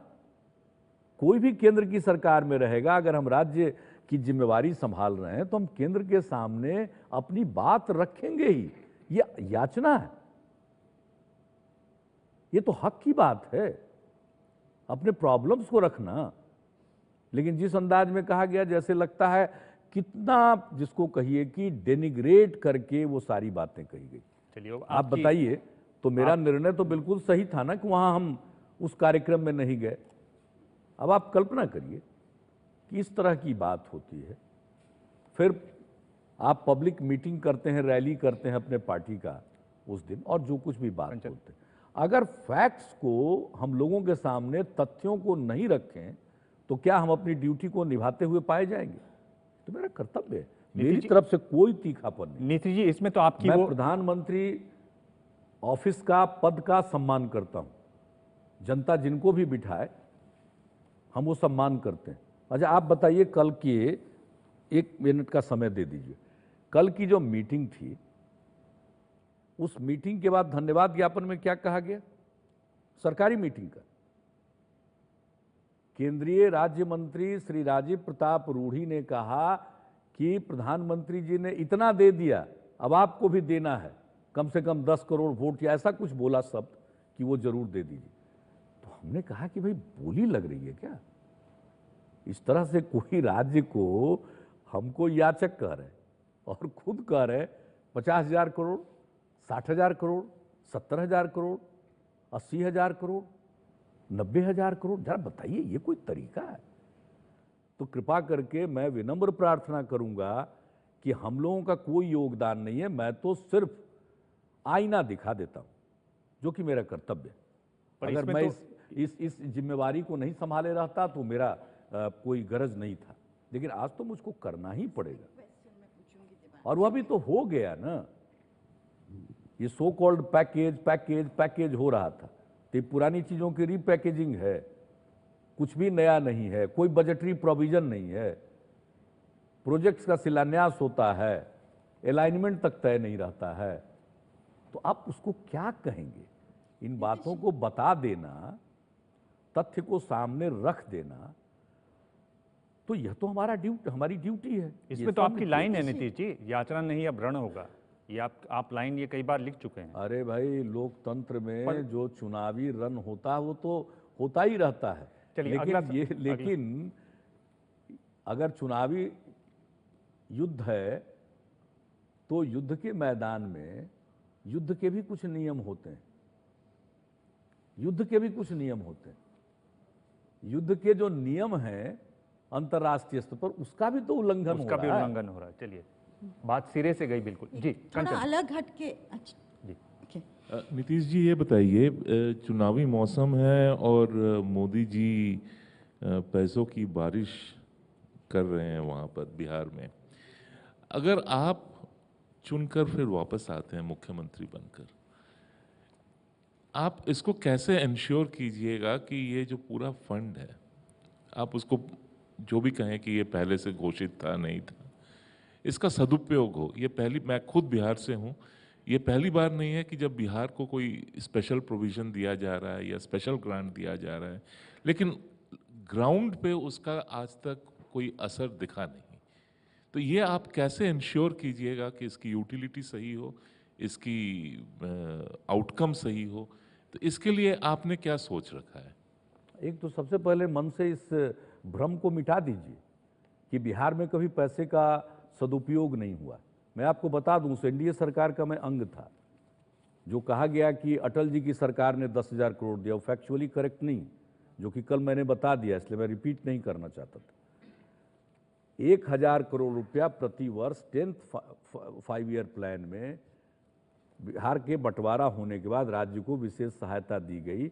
इसके लिए प्रोजेक्ट्स आइडेंटिफाई किए गए, कुछ सड़कों के लिए, स्टेट हाईवे बनाने के लिए, ईस्ट गंडक कैनाल को ये रिनोवेशन, ये उसको कहिए जीर्णोद्धार के लिए, उसमें काफ़ी प्रॉब्लम्स था। पावर सेक्टर में खास करके 2 हमारे जो पावर प्लांट थे, बाकी तो सब झारखंड में चले गए थे, बरौनी कांटी बंद थे, उनके रिनोवेशन और मॉडर्नाइजेशन के लिए। हाईवेज का मैंने आपको बताया, और फिर सब ट्रांसमिशन के 2 फेज में काम के लिए पैसा दिया गया था। और साथ साथ यह भी तय हो गया था उस समय कि ये सारे काम आइडेंटिफाइड प्रोजेक्ट्स के लिए पैसा ईयरमार्क किया गया था, और ये तय कर दिया गया कि वो सेंट्रल एजेंसीज के माध्यम से होगा, और सेंट्रल एजेंसीज का चयन सेंट्रल गवर्नमेंट करेगी, प्लानिंग कमीशन करेगी, ये सब कर दिया था। हमने इसका विरोध किया था उस समय तत्कालीन डिप्टी चेयरमैन प्लानिंग कमीशन को कि भाई ये ठीक नहीं है। आप अगर किसी राज्य को सहायता देते हैं तो उस राज्य के हवाले करना चाहिए, उनकी ड्यूटी है किस तरह से उसको इम्प्लीमेंट करते हैं। ये सेंट्रल गवर्नमेंट ने अपने ऊपर जिम्मेवारी इम्प्लीमेंटेशन की ली थी। नंबर 1, जब हम लोगों की सरकार बन गई, हमने देखा कि इतने दिनों में किसी सेंट्रल एजेंसी ने कुछ भी नहीं किया, तो हमने इस सवाल को उठाया कि तो गलत बात है। तो फिर डिप्टी चेयरमैन थे अहलुवालिया साहब, उनके चैम्बर में मीटिंग हुई और हम भी थे, और सेंट्रल एजेंसीज को भी उसी समय उनको कहा गया कि या तो काम शुरू करिए, नहीं तो ये सब टर्मिनेट किया जाएगा। तब जाकर काम शुरू किया। ये कौन कहता है सदुपयोग और दुरुपयोग? स्टेट गवर्नमेंट के जिम्मे था ही नहीं, उसके पहले तो हम स्टेट गवर्नमेंट में नहीं थे। अरे भाई, अब की बार कौन सा स्टेट है क्या उसमें? आप उसको देख तो लीजिए। नेशनल हाईवेज के बारे में वो घोषणा कर रहे हैं, जिसके बारे में मैं बार बार कह रहा हूं, कोई अलाइनमेंट भी तय नहीं है और कुछ का शिलान्यास भी हो रहा। तो सबसे बड़ी चीज है कि ये चीजें जो उसको घोषित कर रहे हैं वो क्या है, कब मिलेगा। हाँ, नेशनल हाईवे के सिलसिले में एक बात दर्ज रहनी चाहिए सबके दिमाग में कि हम लोगों ने नेशनल हाईवे की खराब स्थिति के मद्देनजर वो पैसा नहीं दे रहे थे उसके मेंटेनेंस का और अपग्रेडेशन का, तो राज्य सरकार ने अपनी तरफ से लगभग 1,000 करोड़ रुपया लगाकर नेशनल हाईवेज को ठीक किया, और वो नेशनल हाईवेज को ठीक किया, वो पैसा अब तक नहीं मिला। तो हमने कहा कि भाई आप लोग वो पैसा तो दिलवाइए। तो आपका मानना है कि बिहार के बारे में जो ये परसेप्शन है कि सदुपयोग नहीं होता है पैसे का, ये पूरी गलत है। मैं आपको आमंत्रित करता हूं, आप किसी एक सेक्टर में जाकर आप स्टडी कर लें, आप किसी एक सेक्टर में, मैं आपको आमंत्रित करता हूं, आपसे विनम्र प्रार्थना करता हूं, बड़बोलापन मेरे स्वभाव में नहीं है, आप आकर देख लीजिए जिस सेक्टर को देखना चाहते हैं। और अभी बिहार में डिफरेंट यूनिवर्सिटीज से स्टूडेंट्स और फैकल्टी के लोग लॉ एंड ऑर्डर में, हेल्थ केयर में, एजुकेशन में, विमेन एम्पावरमेंट में, सब में अध्ययन खुद कर रहे हैं, बड़े पैमाने पर घूम करके। और देश के बाहर के भी यूनिवर्सिटीज और इंस्टीट्यूशन ने बिहार के कुछ स्कीम्स का अध्ययन किया। आप शायद ये राय आपकी बदल जाए, आपने कहा कि मैं बिहार का हूं, कृपा करके आप जाकर किसी एक सेक्टर में जरूर देखिए। आगे बढ़ते हैं नीतीश जी, थोड़ा आगे बढ़ते हैं। क्या आपको लगता है इस बार आपकी जो रणनीति है उसमें कुछ नयापन भी है? यानी आप सोशल मीडिया में बहुत दिखाई दे रहे हैं, ट्विटर पर आप लगातार ट्वीट करते रहते हैं। ट्विटर की और सोशल मीडिया की हवा को आप पहले ब्लोअर की हवा बता चुके हैं पहले। क्या ये जो प्रशांत किशोर आए वो है? क्या ये अपने आप में जिस तरह का प्रचार मोदी पहले करते थे गुजरात में रहकर, क्या उसी की कॉपी नहीं है? उससे कहाँ तक अलग है ये? नहीं, ये तो अब हम लोगों की मजबूरी हो गई है, क्योंकि देश की सरकार तो ट्विटर गवर्नमेंट है। हमने तो कहा यूनियन ट्विटर गवर्नमेंट है। ये अपनी बात ट्वीट करते हैं, दूसरों के वो ट्विटर पर ही लोगों का मैसेज लेते हैं। तो हम लोगों को लगा कि भाई अगर कोई, अब मान लीजिए कि सामने वाला अंग्रेजी जानता है तो अंग्रेजी में ही चिट्ठी उनको भेजिएगा। तो अगर वो ट्वीट की ही भाषा जानते हैं और वही समझते हैं तो हमें भी ट्वीट करना पड़ेगा। ये हमने बिहार के हित में किया, ये कोई मेरा व्यक्तिगत नहीं है। अब हम जो ट्वीट कर रहे हैं वो बिहार के इंटरेस्ट में ट्वीट कर रहे हैं, क्योंकि ट्वीट नहीं करेंगे तो जानेंगे नहीं, अदरवाइज कुछ भी बोले नहीं जानते। उस दिन जो मुजफ्फरपुर गए, कह रहे थे कंटेम्प्ट की बात कर रहे थे। मैं सोशल मीडिया से जुड़ा हुआ हूं, इतने कंटेम्प्ट से आप बोल रहे हैं सोशल मीडिया के बारे में? नहीं, कहां कंटेम्प्ट से बोल रहे हैं, हम तो कोई कंटेम्प्ट से नहीं बोल रहे हैं। हम तो आपको परिस्थिति बता रहे हैं कि जब गए आदरणीय प्रधानमंत्री जी तो उन्होंने तुरंत, जो आने वाले थे तो ट्वीट किया गया था, तो उन्होंने उसको कॉग्निजेंस में लिया। तो मतलब ट्वीट को ही कॉग्निजेंस में लिया जाता है, इसलिए ट्वीट का सहारा लिया। वरना हम लोग तो साधारण और एक चलते फिरते इतना ज्यादा कौन सोचता है, हम जानते हैं। ये हम भाषा ब्लॉग आपको करते, आप जरा सा एक बार जान लीजिए। आप जो आपको बुरा लग गया पता नहीं अकारण, जिसको कहते हैं हम क्या कह रहे थे, क्या कह जी पहले कहा था ना, अभी तो हम कुछ बोल नहीं रहे थे जी। हमने तो कहा सरकार भाई ट्वीट करती है, ट्वीट की भाषा समझती है, तो हमें भी ट्वीट करना पड़ेगा। अगर हम नहीं भी ट्वीट करना चाहते थे, यानी हम इस जो नई जो एक धारा चली है उसमें खुद हम अपने को नहीं मानते हैं कि हम उतना इस काम को कर सकते हैं, बाकी जो काम करते हैं दुनिया रास आ रही है कि लेकिन नहीं आ हम रही? एक चीज बता दें आपको कि इसके पहले भी ब्लॉग पर थे और कई महत्वपूर्ण बातें हमने ब्लॉग पर ही बताई थी। जैसे लोगों के मन में रहता था लड़कियों के लिए साइकिल योजना कैसे आई, तो तरह तरह की भ्रांति, तो हमने ब्लॉग लिखकर ही बताया कि लड़कियों के लिए साइकिल योजना कैसे शुरू हुई। तो ऐसा नहीं है। आगे बढ़ते हैं। ट्वीट के बारे में भाई थोड़े वर्ड्स में लोग ट्वीट करते रहते हैं। जी, पहला सवाल जो आपसे पूछा अरविंद ने, तो उसमें आपने एक यूज़ किया कि मैक्सिमम गोलबंदी हम चाहते हैं और वो कर रहे हैं। कोई भी चुनाव, आप तो ज़्यादा अनुभवी हैं, चुनाव लड़ा जाता है आइडियोलॉजिकल इश्यूज़ पर, मुद्दों पर, पॉलिटिकल स्ट्रेटजी का भी लेकिन बहुत अहम योगदान उसमें होता है। अगर दोनों गठबंधनों को हिसाब से देखा जाए तो बीजेपी ने अपने गठबंधन में ज़्यादा लचीलापन और पूरी ताकत इकट्ठा की, उनका इंटैक्ट है। लेकिन आपने 100-100 सीटें आप दोनों लोगों ने ली, 40 सीटें कांग्रेस को दी। हालांकि कांग्रेस, आमतौर पे जो बड़े नेता कांग्रेस के हैं वो मानते थे कि 25 तक मिल जाए तो बहुत अच्छा है। और इसके बाद आपका जो दूसरा सेकुलर गठबंधन सहयोगी है एनसीपी, वो भाग रहा है। और लेफ्ट जो कि सेकुलर गठबंधन में राष्ट्रीय स्तर पर बहुत अहम होता है, रहा है पहले, आप वो बिल्कुल आपसे अलग है, वो अलग चुनाव लड़ रही हैं तीनों पार्टियां। तो गठबंधन या पॉलिटिकल स्ट्रेटजी जो चुनाव की है, उस मामले में जो आप लोगों की ये विफलता, खासकर मोदी जी के गठबंधन के सामने जो लग रही है, उस पर आपकी क्या राय है? और दूसरा एक छोटा पहलू, अभी हाल में कोबरा पोस्ट ने एक बहुत रहस्योद्घाटक रिपोर्ट दी। उर्मिलेश, ये सवाल अलग है। अच्छा, नहीं, उसमें एक स्पेसिफिक कि अमीरदास आयोग जो है, अमीरदास आयोग जो है, क्या उसके बारे में आप फिर से नए विचार करेंगे? जो गठबंधन ये दो पहलू बताएं। नहीं, हम दोनों का जवाब दे देंगे। दूसरा सवाल आपके पास है, इनका सवाल है वो। अच्छा, एनीवे उसी समय कहिएगा, जवाब दे देंगे। लेकिन जो आपने कहा कि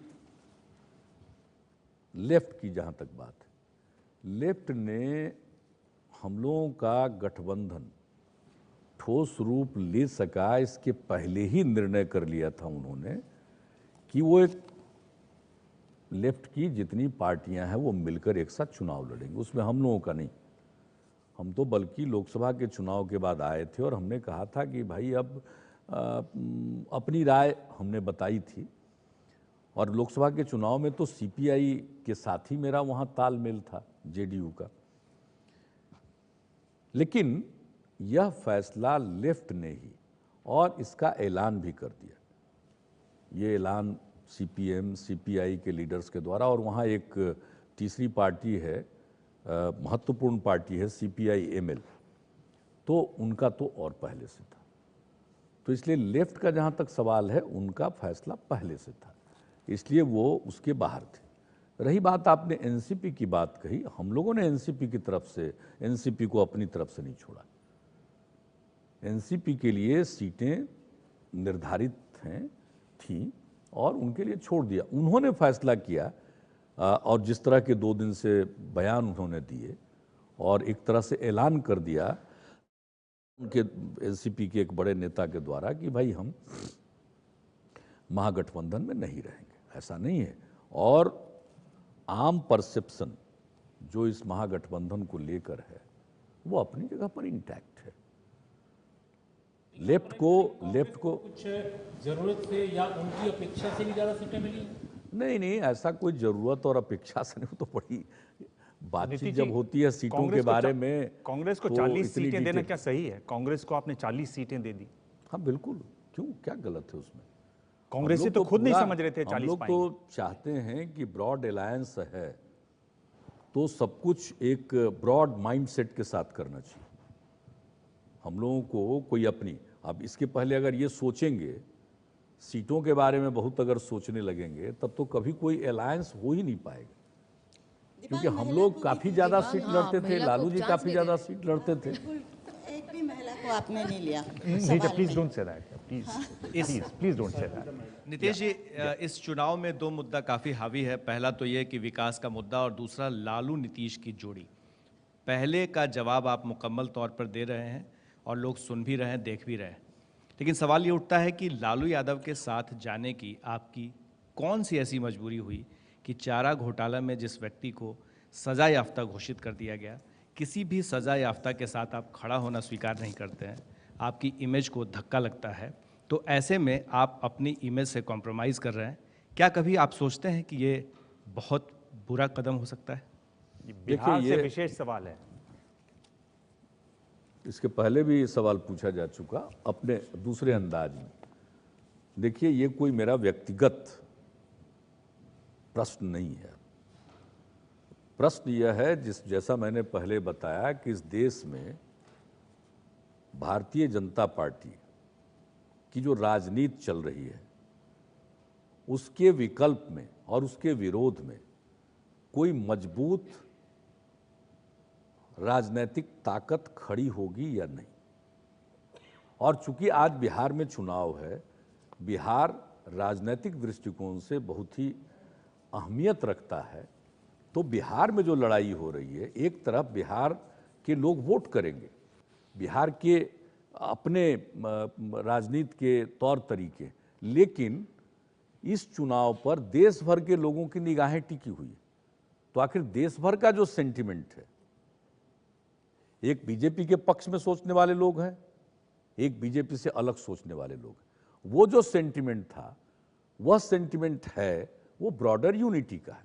इसलिए मेरे व्यक्ति का सवाल नहीं, इसलिए हम इसको किसी भी मायने में चाहे जितनी बार कहिए, हम व्यक्तिगत जिसको कहिए कि लाइक या डिसलाइक का प्रश्न ही नहीं। यह तो कंट्री एज अ होल का लाइक और डिसलाइक होता है। लोगों का, मैंने जो पढ़ा है, लोगों का माइंड और कमोबेश बिहार के लोगों का भी जो माइंड हमने पढ़ा है, उनकी जो सोच चल रही है वो हमने देखा है। ये ठीक है। इस तरह के भी लोग हैं जो बहुत लोग कहते हैं मुझसे भी कि साहब के दिल्ली के चुनाव में हम लोगों ने बीजेपी को दे दिया, राज्य में तो आप थे। ये सब भी हम सुनते, लेकिन यह भी साथ साथ सुनते कि साहब एक बड़ी एकता करिए। जो लोग पत्र भी लिखते हैं, हमारे यहाँ देखिए बिहार में पत्र लिखने की प्रवृत्ति है। आज भी जो कहिएगा वो थोड़ा पढ़े लिखे और नई पीढ़ी के लोग सोशल मीडिया पर है, लेकिन पहले के जितने उस तरह के लोग हैं पत्र लिखते हैं। हम पत्र देखते हैं, अगर पत्र जो आते हैं इससे हम अगर असेसमेंट करें तो ये दोनों बात आती है। लेकिन हमने देखा कि ज़्यादातर लोग यही लिखते हैं कि बड़ी एकता होनी चाहिए। मैंने जो देखा तो और जो लोगों के बीच में हम जाते हैं तो मुझको जो एक हिंट मिलता है वैसा ही मिलता है। और देश भर, बिहार के बाहर जाते हैं तो यही तो मिलता ही। बिहार के बाहर जितने लोग हैं वो कोई नहीं कहता है कि आपको अकेले जाना चाहिए। सब लोगों को लगता है कि ब्रॉडर यूनिटी होनी। अगला सवाल ले लेते हैं। जी विजय, दिबांग, इससे जुड़ा हुआ, जस्ट इसी से जुड़ा हुआ, एक मिनट, आपका सवाल है नहीं? Not a different question. आपने कहा कि ये नेशनल इम्पैक्ट होगा। अगर बीजेपी जीतती है तो क्या नेशनल इम्पैक्ट होगा? अगर आप जीतते हैं तो क्या नेशनल पॉलिटिक्स पे इम्पैक्ट होगा? और कई लोग कहते हैं फिर आप ऑपोजिशन फोर्सेस के नेशनल सिंबल बन जाएंगे। क्या इसमें आप विश्वास रखते हैं? नहीं, हम इतनी दूर तो नहीं सोचते हैं, लेकिन 15 महीने में कोई काम नहीं हुआ, सिर्फ बोलने का दौर चल रहा है, सिर्फ बोलने का दौर चल रहा है, कोई इंप्लीमेंटेशन, किसी चीज का एग्जीक्यूशन नहीं। रोज नई नई बात, या पुरानी बातों को नए तेवर में, यही हम लोग देख रहे हैं, कुछ हो नहीं रहा है। इकोनॉमी में भी कोई बूस्ट नहीं आ रहा। जिन लोगों, क्या होगा? वही तो हम कह रहे हैं कि ऐसी परिस्थिति में लोगों को लगा, और धीरे धीरे जिस तरह के ट्रेंड देश में चल रहे थे, इसलिए लोगों को लगा कि सशक्त विपक्ष बनना चाहिए, और वह धीरे धीरे एक विकल्प का आधार बनेगा। और लोकतंत्र में जान लीजिए, जनता जिस दिन किसी को वोट देती है, उसी समय उसके दिमाग में ये बात रहती है कि भाई विकल्प भी रहना चाहिए। तो ये माइंड है लोगों का। तो उस आधार पर जो मैंने आपको अपनी बातें एक्सप्लेन की, बिहार में हम लोग जीतते हैं तो वो धारा जो एक सशक्त विपक्ष चाहती है, वो मजबूती महसूस करेंगे। एक सवाल और ले लेते हैं। जी नहीं, हम नेशनल सीन के बारे में अपने संदर्भ में नहीं सोचते। नेशनल सीन ओवरऑल जो एक जिसको कहिए कि डिफरेंट पॉलिटिकल पार्टीज हैं और जो किसी पार्टी से जुड़े हुए नहीं हैं, इन चीजों पर सोच रखते हैं। एक और सवाल। नीतीश जी, आपकी इमेज बिहार में एक डेवलपमेंट ओरिएंटेड चीफ मिनिस्टर का है। क्या आपको लगता है कि आज के दिन इस चुनाव में सिर्फ डेवलपमेंट के मुद्दे पे चुनाव जीता जा सकता है? नहीं, हम तो डेवलपमेंट के मुद्दे पर ही चल रहे हैं। हमने तो साफ कहा है कि एक तरफ भारतीय जनता पार्टी समाज में विभाजन करके एक तनाव उत्पन्न करने की कोशिश करते रहती है, और उसके अलावा पर कि सब में टुकड़ा करो, सब जगह इसी तरह की बात करके करना चाहते हैं। लेकिन हम तो सीधे अब जो काम किया है हम लोगों ने उसके आधार पर। और अब तो बताइए कि भारतीय जनता पार्टी ने तो फॉर्मली कह दिया कि 10 साल में कुछ काम नहीं हुआ। अभी तक हमको बीमारू की ही श्रेणी में रख रहे हैं। मध्य प्रदेश, राजस्थान को निकाल दिया और हमको वहीं रखे हुए। तो अब तो और ज्यादा चुनौतीपूर्ण है कि जो काम हुआ उसको लोगों के सामने बताना। लेकिन उस काम के बावजूद आपको लालू जी की जरूरत पड़ गई। नहीं, देखिए, ये तो यही चीज हुई कि उसको आप विभिन्न प्रकार से कहिए। वो तो एक राजनैतिक तौर पर लोग इसकी आवश्यकता महसूस करते हैं। आखिरकार पॉलिटिकल पार्टीज ही तो चुनाव लड़ती है। तो अगर कई पॉलिटिकल पार्टी चुनाव लड़ेगी तो जो लोग भारतीय जनता पार्टी से सहमत नहीं है, वो लोग तो अलग अलग पार्टियों को वोट देंगे। फिर तो एक जगह लोग होंगे तो लोगों के बीच में डिबेट भी फोकस्ड होगा और लोगों को अपना दिमाग बनाने में भी सहूलियत होगी। जी, आप पूछिए। इसलिए सबने सेक्रीफाइस किया है। जी, हम लोग भी ज्यादा सीट पर लड़ते थे, लालू जी ज्यादा सीट पर लड़ते थे, सबने किया है। आपका प्लान, अच्छा नीतीश जी, प्लान डेवलपमेंट है और उसके साथ साथ जो देश में जिस प्रकार की राजनीति हो रही है, और बिहार में देश के शीर्षस्थ नेता सत्ता पक्ष के जाकर बिहार और बिहारियों का जिस तरह से अपमान कर रहे हैं, स्ट्रेट वे ये मुद्दा है। बिहार की अस्मिता का भी प्रश्न है। तो अस्मिता आज तक इतना डेवलपमेंट हुआ है। मैं तो चुनौती देता हूं कि डिफरेंट इंडिकेटर्स पर, चाहे वो इंफ्रास्ट्रक्चर हो, चाहे वो रूल ऑफ लॉ हो, चाहे वो हेल्थ केयर हो, चाहे वो एजुकेशन का सेक्टर हो, किसी भी वुमेन एम्पावरमेंट का हो, ह्यूमन डेवलपमेंट इंडेक्स हो, इन सारे चीज़ों पर हम लोगों का जो काम है और दूसरे राज्यों का जो काम है उसको कंपेयर करिए। भाई हमारे यहाँ एक चीज जान लीजिए, routine immunisation. What you mean by development? विकास का क्या मतलब है? हमारे यहाँ रूटीन इम्यूनाइजेशन 18% था, आज हम 78% पर हैं। पोलियो का उन्मूलन होगा, बिहार को लेकर लोगों के मन में शंका थी दुनिया भर में, और ये करके दिखाया। किसी चीज को लीजिए, 12.5% बच्चे स्कूलों के बाहर थे, ड्रॉप आउट्स भी इस तरह से था, वो इंप्रूव हुआ। तो अभी तो हम एजुकेशन के सेक्टर में बुनियाद को ठीक कर रहे हैं, और हायर एजुकेशन में इंटर करके सरकार की तरफ से भी इंस्टीट्यूट, अभी प्राइवेट सेक्टर कहाँ आया वहां? क्या ये लड़ाई नीतीश जी ऐसा है किसी इंडिकेटर पर डेवलपमेंट के हम तो चाहते हैं कि ये डिबेट होना चाहिए, कंपैरिजन करना चाहिए। हाँ, लेकिन एक इंडिकेटर पर, जो इंडिकेटर आप तय करिए उस इंडिकेटर पर सबको इवैल्यूएट करिए। नहीं, एक हम मुद्दा तो अपने इवैल्यूएशन के लिए तैयार है। एक मुद्दा आपसे रह गया था, उसी पर सवाल पूछ रहे हैं जी। हाँ, ये ऐसा नीतीश जी कि विकास के बारे में कांग्रेस ने भी कहा कि हमने बहुत विकास किया, उसके बाद क्या हुआ नतीजा सब ने देखा।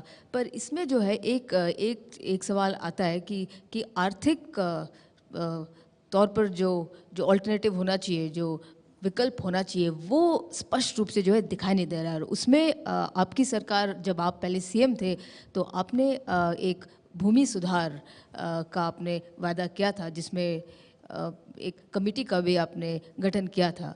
तो उसके बाद उसके बारे में ज़्यादा कुछ सुनने को नहीं आया। और आर्थिक तौर पे जो आपका जो पॉलिसी है, आपकी जो नीति है, ये कुछ कांग्रेस और बीजेपी से हट के जो है नज़र नहीं आ रही है, कुछ ठोस रूप में नज़र नहीं आ रही है।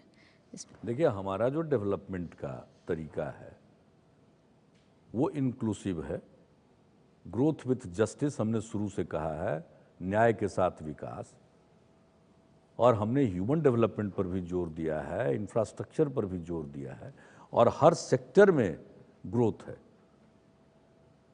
हम प्रत्येक अपने भाषण में इस बात का जिक्र करते हैं, और कभी भी हमारी कोई इंटरेक्शन होता है उसमें भी, कि सिर्फ जीएसडीपी का ग्रोथ का इंडिकेटर नहीं है। लेकिन वर्ल्ड ओवर आज जो जीएसडीपी को लेकर चल रहे हैं तो उसको भी देख लीजिए। फिर जो सेंट्रल गवर्नमेंट के ही आंकड़े हैं बिलो पॉवर्टी लाइन का देख लीजिए, फिगर्स देख लीजिए, जो यही लोग तय करते हैं। कुछ तो बदला नहीं है, और उसी इंडिकेटर पर बाकी सब राज्यों को आप इवेल्युएट कर रहे हैं, तो उस पर इवेल्युएट कर लीजिए, हर एक इंडिकेटर पर देख लीजिए। इसलिए हमारा काम, और एक्सपेंशन भी हो रहा है। लोगों के अगर छोटे मोटे रोजगार थे तो उसको लोग बढ़ा रहे हैं, लोगों के हाथ में 2 पैसा आ रहा है। तो हमारा जो ग्रोथ है ना, उसके साथ साथ एक स्ट्रांग बेस तैयार होता जा रहा है। और वैसे दिखावे वाली कोई चीज़ नहीं है, दिखावे वाली चीज़ भी हो जाती, बिग टिकट इन्वेस्टमेंट भी आ जाता। अगर बिहार को विशेष राज्य का दर्जा मिल जाए, विशेष राज्य का दर्जा मिल जाए तो उसके लिए tax holiday, tax concession central taxes का हो जाएगा, तो निवेशक पूंजी लगाएंगे। वरना आज कौन जाएगा बिहार में पूंजी लगाने? भाई जहां पहले से लगा हुआ है वहीं लोग जाते हैं। नई जगह पर जाने के लिए तो कुछ बुनियाद चाहिए। हमारे यहाँ हो रहा, हमारी इंडस्ट्रियल प्रमोशन पॉलिसी इतनी अच्छी है कि फूड प्रोसेसिंग और कई सेक्टर में, कंज्यूमर आइटम्स में लोग वहां लगा रहे हैं, पैसा लगा रहे हैं, अपने को एक्सपेंड भी कर रहे हैं। हमारी जितनी शुगर इंडस्ट्री चल रही थी सब ने एक्सपेंड किया। यह सब काम हो रहा है, इसमें कोई शक नहीं। रही बात लैंड रिफॉर्म्स की, लैंड रिफॉर्म्स पर पूरा काम कर रहे हैं। लैंड रिफॉर्म्स पर सबसे बड़ी चीज है, हमारे यहाँ सर्वे और सेटलमेंट बहुत पुराना है, हम फ्रेश सर्वे और सेटलमेंट करा रहे हैं। फ्रेश सर्वे और सेटलमेंट होगा तभी सारी स्थिति उभर कर सामने आएगी, और उसके बाद उसका कंसोलिडेशन। जब तक रिकॉर्ड्स अपडेट नहीं होंगे, आप रिकॉर्ड्स को कंप्यूटराइज कर सकते हैं लेकिन रिकॉर्ड्स अपडेट नहीं होंगे, कि कहीं कहीं ग्रेट ग्रैंडफादर के नाम से जमीन चली आ रही, अब उस ग्रेट ग्रैंडफादर के 25 संतान हो गए, वो 25 टुकड़े में जाएगा। अब ग्रेट ग्रैंडफादर के नाम से जो जमीन है उसके आधार पर मान लीजिएगा, यानी जब उनके पास 100 एकड़ थी, आज उनके परपोते पोतियों के पास 1 एकड़ और 2 एकड़ भी जमीन नहीं। तो इसलिए जो लैंड रिफॉर्म्स है उसके लिए बहुत ही बुनियादी शर्त है कि हमारे यहाँ फ्रेश सर्वे सेटलमेंट हो, जो कि चल रहा है। नीतीश जी, एक सवाल है, वो लैंड रिफॉर्म से भी जुड़ा है, कानून व्यवस्था से भी, सुशासन से भी जुड़ा है। वह सवाल है, ये कोबरा पोस्ट का आपने स्टिंग देखा होगा, कल परसों स्टिंग आया, जिसमें कुछ बहुत बड़े नेताओं के नाम आए कि उन्होंने एक निजी सेना को कई तरह से मदद की, भगाने से लेकर और कानूनी चीज़ों से लेकर, और फिर आपको पैसा, हथियार, तमाम तरह की चीज़ें, अपनी गाड़ी में भी क्रिमिनल्स को भगाया। और इनमें कुछ लोग आपकी सरकार में भी थे जिन लोगों के नाम उस स्टिंग में हैं। अब गुजरात में इस तरह के स्टिंग से कुछ नाम उभरे थे, उन पर एक कानूनी कार्रवाई हुई उसके बाद, और उसमें कुछ लोगों को सज़ा भी हुई। और ठीक है, वो मामले अभी अपील में चल रहे हैं, लेकिन यहाँ ये है कि, और कुछ जज साहब ने भी नाम लिया कुछ लोगों का, तो क्या इस पर कोई कानूनी कार्रवाई आगे होगी? नंबर 1। नंबर 2, क्या इसके छींटे आपकी सरकार पर भी नहीं पड़ सकते? क्योंकि वो कमेटी जो थी जज साहब की, जस्टिस अमीन चंद की, वो भंग की गई, और कुछ जो लोग थे वो आपके सहयोगी थे। तो इन दोनों सवालों का, क्योंकि ये हो सकता है कि बिहार में इसकी चर्चा हो, और अभी बिहार से संबंधित है और एक बहुत बड़ा सवाल है, और चुनाव में भी किसी न किसी तरह से वो स्थानीय स्तर पे ये मसला उठने वाला है, तो इस पर आपकी क्या प्रतिक्रिया होगी? देखिए, हमने देखा नहीं, सुना है थोड़ी बहुत, उसके बारे में कुछ कोई बड़े पैमाने पर नहीं, क्योंकि आप देख रहे हैं वहाँ का जो कल का वही सब ज़्यादा चीज़ें प्रमुखता से हैं। अगर वो उपलब्ध हुआ तो हम जरूर देख लेंगे, इसमें कोई शक नहीं है। वेबसाइट पे उन लोगों ने डाला है। ठीक है, वेबसाइट से डाउनलोड करके अब 3 घंटा बैठ करके देखना, वो हम उसके बारे में पता कर लेंगे। मैं जो बात है, तथ्य, वो हम बता रहे हैं कि हम व्यक्तिगत रूप से देखे नहीं हैं कि हम उसमें कोई अपनी राय बना सकें कि क्या है इसमें, ये मैं कह रहा हूँ। लेकिन जहाँ तक सवाल है कि कहीं से भी कोई ऐसा मसला बनता है जिस पर कोई लीगल एक्शन इज रिक्वायर्ड, तो फिर वो तो ड्यूटी है एडमिनिस्ट्रेशन का, पुलिस का, वो ड्यूटी अपना निभाएगी। नंबर 1। नंबर 2, आपने जज साहब का, इन्होंने भी नाम लिया, अमीर दास आयोग, यह सही है कि उनका काम बंद हुआ मेरे समय में, लेकिन काम बंद होने का निर्णय मेरे पूर्व प्रेसिडेंट रूल में हो चुका था, हमने कोई निर्णय नहीं लिया है। और उस दिन तक, जिस दिन तक काम बंद हुआ है, कई साल से वो काम चल रहा था। उस समय सवाल आया था, हम लोगों के हाथ में कोई रिपोर्ट नहीं आई थी, कोई रिपोर्ट नहीं आई। एक मिनट उर्मिला जी, और फिर मेरे हिसाब, एक मिनट छोड़ दीजिए, मेरे हिसाब से ये बात उस समय मीडिया में भी काफ़ी आई थी उसके संबंध में, और मसला कोर्ट तक गया था। अब हम ऑफ हैंड 2 मिनट में आपने अचानक चर्चा छेड़ी, मैंने देखा नहीं है, मैं इन चीज़ों के बारे में पूरी जानकारी, उसमें क्या क्या चीज़ है, इसके बारे में मैं जानकारी प्राप्त करूंगा। बल्कि आपसे चर्चा के बाद ही मैं डीजीपी को इस बात के लिए कहूंगा, और होम सेक्रेटरी को, कि सारी बातों को देख लीजिए और उसके आधार पर जो तथ्य हैं वो तथ्यों से अवगत कराइए, ताकि उस पर जो भी एक्शन रिक्वायर्ड होगा, तो हम तो नहीं कहते, हमारी तरफ से तो कभी एक्शन रिक्वायर्ड पर कोई पाबंदी आज तक नहीं लगी है, ये जान लीजिए। नीतीश जी, इन चुनाव में अमीर दास आयोग की कोई रिपोर्ट नहीं देखने को मिली, और उस समय ये बात आई थी कि भाई कोई रिपोर्ट नहीं इतने साल से, और प्रेसिडेंट रूल में वो फैसला हो चुका था। तो आप समझिए कि जो एक क्लोजर होता है ना, कि आज आपने फैसला ले लिया कि 10 दिन के बाद ये काम हो जाएगा, अब 10वें दिन आप सामने आ गए, तो वही बात। नीतीश जी, इन चुनाव में 2 नए चेहरे आपके राज्य में दिखाई देंगे, एक तो असदुद्दीन ओवैसी, दूसरा अरविंद केजरीवाल। आप इन दोनों को कैसे आंकते हैं? नहीं, अब देखिए, अरविंद केजरीवाल जी की बात दूसरी है, और जिनका नाम आपने ओवैसी जी लिए की बात दूसरी है। कैसे आंकते हैं आप दोनों? नहीं, आंकने की बात नहीं है। देखिए, लोकतंत्र है और इस अपने यहाँ के संसदीय लोकतंत्र में हर पार्टी को चुनाव के बारे में फैसला करने का अधिकार है। कोई चुनाव लड़े या नहीं लड़े, हम किसी रूप में नहीं आंकते हैं। अरविंद केजरीवाल जी से मेरे बहुत अच्छे संबंध हैं।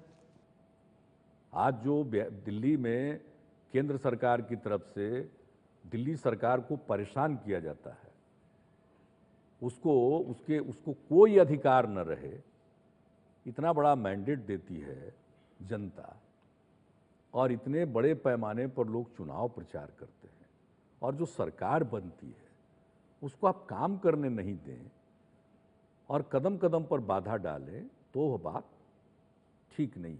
मैं हमेशा इस बात को कहता रहा हूं। रही बात बिहार में क्या फैसला होगा, मेरी इस विषय पर कोई चर्चा नहीं हुई। रही बात आपने ओवैसी जी के बारे में चर्चा की, तो भाई वो तो जिस पार्टी में हो उस पार्टी को फैसला करना है, इसमें हम लोगों को क्या कहना है, पर पार्टी को फैसला करना है। कोई जो उनको उचित लगेगा वो अपना करेंगे।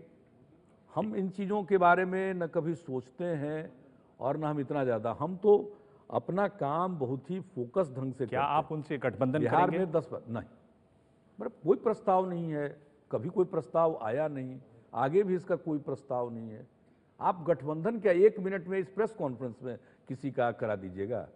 कोई बात हुई? चलिए आगे दौर होगा। अंग्रेजी उसी को कहते हैं ग्रैंड अलायंस। जी, this grand alliance word has not been used for the first time, I tell you.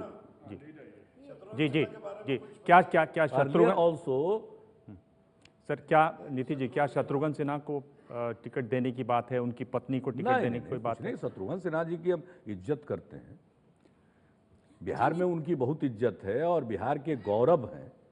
मैं मानता हूं एक बड़े और अच्छे कलाकार के रूप में उनकी प्रतिष्ठा है। वो जिस पार्टी में रहे उनका फैसला है। आगे दौर होगा रैपिड फायर का। देखते हैं कि मुख्यमंत्री नीतीश कुमार 5 में से कितने सवालों का जवाब दे पाते हैं। मेरा पहला सवाल है, मुख्यमंत्री के तौर पर लालू यादव के शासनकाल को आप सफल मानते हैं या असफल? ये तो कोई प्रश्न ही नहीं है। इसमें आपको जवाब देना है सफल या असफल। उसके बाद तो श्रीमती राबड़ी देवी जी आई, मुख्यमंत्री बनी, और उसके बाद बिहार के लोगों ने मुझको चुना और इस बीच में 1-2 बार प्रेसिडेंट रूल भी लगा। क्योंकि ये दौर ऐसा है जिसमें आपको 2 में से 1 चुनना है। क्या आप एक चुनना चाहेंगे या सवाल छोड़ना चाहेंगे? नहीं, इस सवाल का उत्तर मेरी तरफ से उस दौर में दिया हुआ है। चलिए आज के दौर के लिए अप्रासंगिक प्रश्न है ये। चलिए, उस दौर में आपने इसको असफल माना था। कहा तो आज के दौर में अप्रासंगिक है। चलिए, ये सवाल झगड़ा लगाने के लिए है। चलिए, आप सवाल छोड़ रहे हैं। ये बताइए कि नीतीश जी, ये सवाल सुनिए, दूसरा सवाल है, आपको खाने में क्या पसंद है? वेजिटेरियन। अप्पम या लिट्टी चोखा? नहीं, हम अप्पम भी खाते हैं। एक दोनों में से क्या ज्यादा पसंद है? भाई हमको सबसे ज्यादा अप्पम स्टू खाने के लिए जाते हैं हमको। अप्पम स्टू। चलिए, और लिट्टी चोखा तो हम लोगों के बिहार में आमतौर पर चलता है। लिट्टी चोखा भोजपुर के इलाके में रेगुलर डिश है। हम लोग जहाँ पैदा हुए हैं उस इलाके में वो रेगुलर डिश नहीं है, यदा कदा खाने वाला चीज़ है। तो लिट्टी चोखा भी यदा कदा खाते हैं। अब जैसे शंकरसन ठाकुर जी मिथिला के हैं, तो वहाँ पूछिएगा तो वहाँ चूड़ा दही प्रेम से लोग खाते हैं। दही चूड़ा, चूड़ा दही भी नहीं, चूड़ा दही हम लोगों के यहाँ, इनके यहाँ दही चूड़ा। तो अकेले बिहार में अनेक चीज स्थानीय स्तर पर हैं जो पॉपुलर है, लेकिन सब लोग सब चीज खाते हैं। लिट्टी चोखा भी हम लोगों को बहुत प्रिय है, लेकिन दक्षिण भारतीय खाना भी मुझे अच्छा लगता है और इसमें आपम और स्टू तो मेरा बहुत फेवरेट है। चलिए, ठीक है। आपसे तीसरा सवाल है कि राजनीतिक जीवन में ज़्यादा बड़ी भूल आप किसको मानते हैं? बीजेपी के साथ तालमेल करना या जितिन राम मांझी को मुख्यमंत्री बनाना? जो दूसरा प्रश्न आपने कहा, इसके लिए तो हम बड़ा माफ़ी मांग चुके हैं। वो सबसे बड़ी मुझसे गलती हुई है। कौन सा? आपने कहा ना इनको मुख्यमंत्री बनाना। मुख्यमंत्री बनाना, हाँ, ठीक है। पहले जनता कौन था? और उसके बाद बनाते ही जो बीजेपी के साथ तालमेल हो गया अंदर अंदर कि हटाना पड़ा, ये काम जो करना पड़ा, तो वो निर्णय गलत था। दोबारा कार्यभार संभालते ही मैंने इस बात को कहा, जब हम कन्विंस्ड हुए तब ये गलत किया था फैसला। चलिए, आपने अच्छा किया, 3 में से 2 सवालों के जवाब दे दिए। चौथा सवाल है कि आपके खिलाफ बहुत कुछ कहा गया नीतीश जी। 2 बयान मैं आपको बता रहा हूँ और पूछ रहा हूँ कि उनमें से आप ज़्यादा आहत किससे हुए। दिग्विजय सिंह ने अप्रैल 2013 में कहा कि रामविलास पासवान ने 2002 के बाद इस्तीफा दे दिया, आपने इस्तीफा नहीं दिया। दूसरा बयान लालू यादव का था, जब उनकी रैली थी, उन्होंने कहा कि ये मई 2013 की बात है। उन्होंने कहा कि नीतीश कुमार तो कम्युनल फोर्सेस का तोता हैं। इनमें से आपको ज़्यादा आहत किस बयान ने किया? नहीं, हम किसी से आहत नहीं, इसलिए कि हम जानते हैं बयान देने के लिए सब बयान दिया जाता है। दोनों आज साथी, ये दोनों बोले होंगे, हम तो अब जानते भी नहीं कि ये बोले। इनमें से आप लोग अपना काम करता है, किनका किनका बयान देखे। इनमें से आप एक चुनने को तैयार नहीं है? किस में? इन दोनों में से 2 ऑप्शंस में से क्या एक चुनने को आप कोई तैयार हैं? नहीं ना, इसको हमने कभी इस पर ध्यान ही नहीं दिया, हम पहली बार सुन रहे हैं, तो इतनी जल्दी आहत कैसे हो जाए? आहत तो डीएनए वाले से हैं। चलिए, मैं ये सवाल आप छोड़ रहे हैं, आखिरी आप जानते ही नहीं है कि बोले हैं। चलिए, आखिरी सवाल सुन लीजिए। आज बिहार की आर्थिक बदहाली के लिए जिम्मेदार कौन है? आपके वर्तमान सहयोगी या आपके पुराने सहयोगी? नहीं, आर्थिक बदहाली में बिहार नहीं है, बिहार प्रगति कर रहा है, लेकिन राष्ट्रीय औसत के नीचे है। तो इसके लिए राष्ट्रीय औसत और उससे आगे जाने के लिए इसे विशेष राज्य का दर्जा चाहिए। तो उसके लिए आपके पुराने सहयोगी जिम्मेदार हैं कि मौजूदा सहयोगी जिम्मेदार हैं? किस बात के लिए? जो राष्ट्रीय औसत से जो नीचे है, ऊपर नहीं चला गया औसत से, इसके लिए आप इसके लिए कोई सहयोगी की जिम्मेवारी नहीं, ये वस्तु स्थिति है, यह वस्तु स्थिति है। इसलिए बिहार को आगे बढ़ने के लिए मेरी समझ से विशेष राज्य का दर्जा मिलना चाहिए। और आप जो कहिएगा कि अभी आज की सरकार है, ये उसकी जिम्मेवारी है, इसको आज की तारीख में करना चाहिए। चलिए, आप इसका जवाब भी सीधे नहीं दे रहे हैं। 5 में से केवल 2 सही। सवाल ऐसा ही है तो इसको क्या जवाब है? सब एक्सप्लेन्ड है, ऐसा कोई सवाल नहीं है कि इसका सीधा जवाब दिया जाए। 5 में से केवल 2 जवाब हैं आपके। चलिए, वो कह रहे हैं फिर भी दे दीजिए। नहीं, अच्छा, ये स्पेशल पैकेज का कंपनसेशन है। चलिए, आज प्रेस कॉन्फ्रेंस में इतना ही। अगले हफ्ते हमारे साथ होंगे एक और खास मेहमान। तब तक देखते रहिए एबीपी न्यूज़।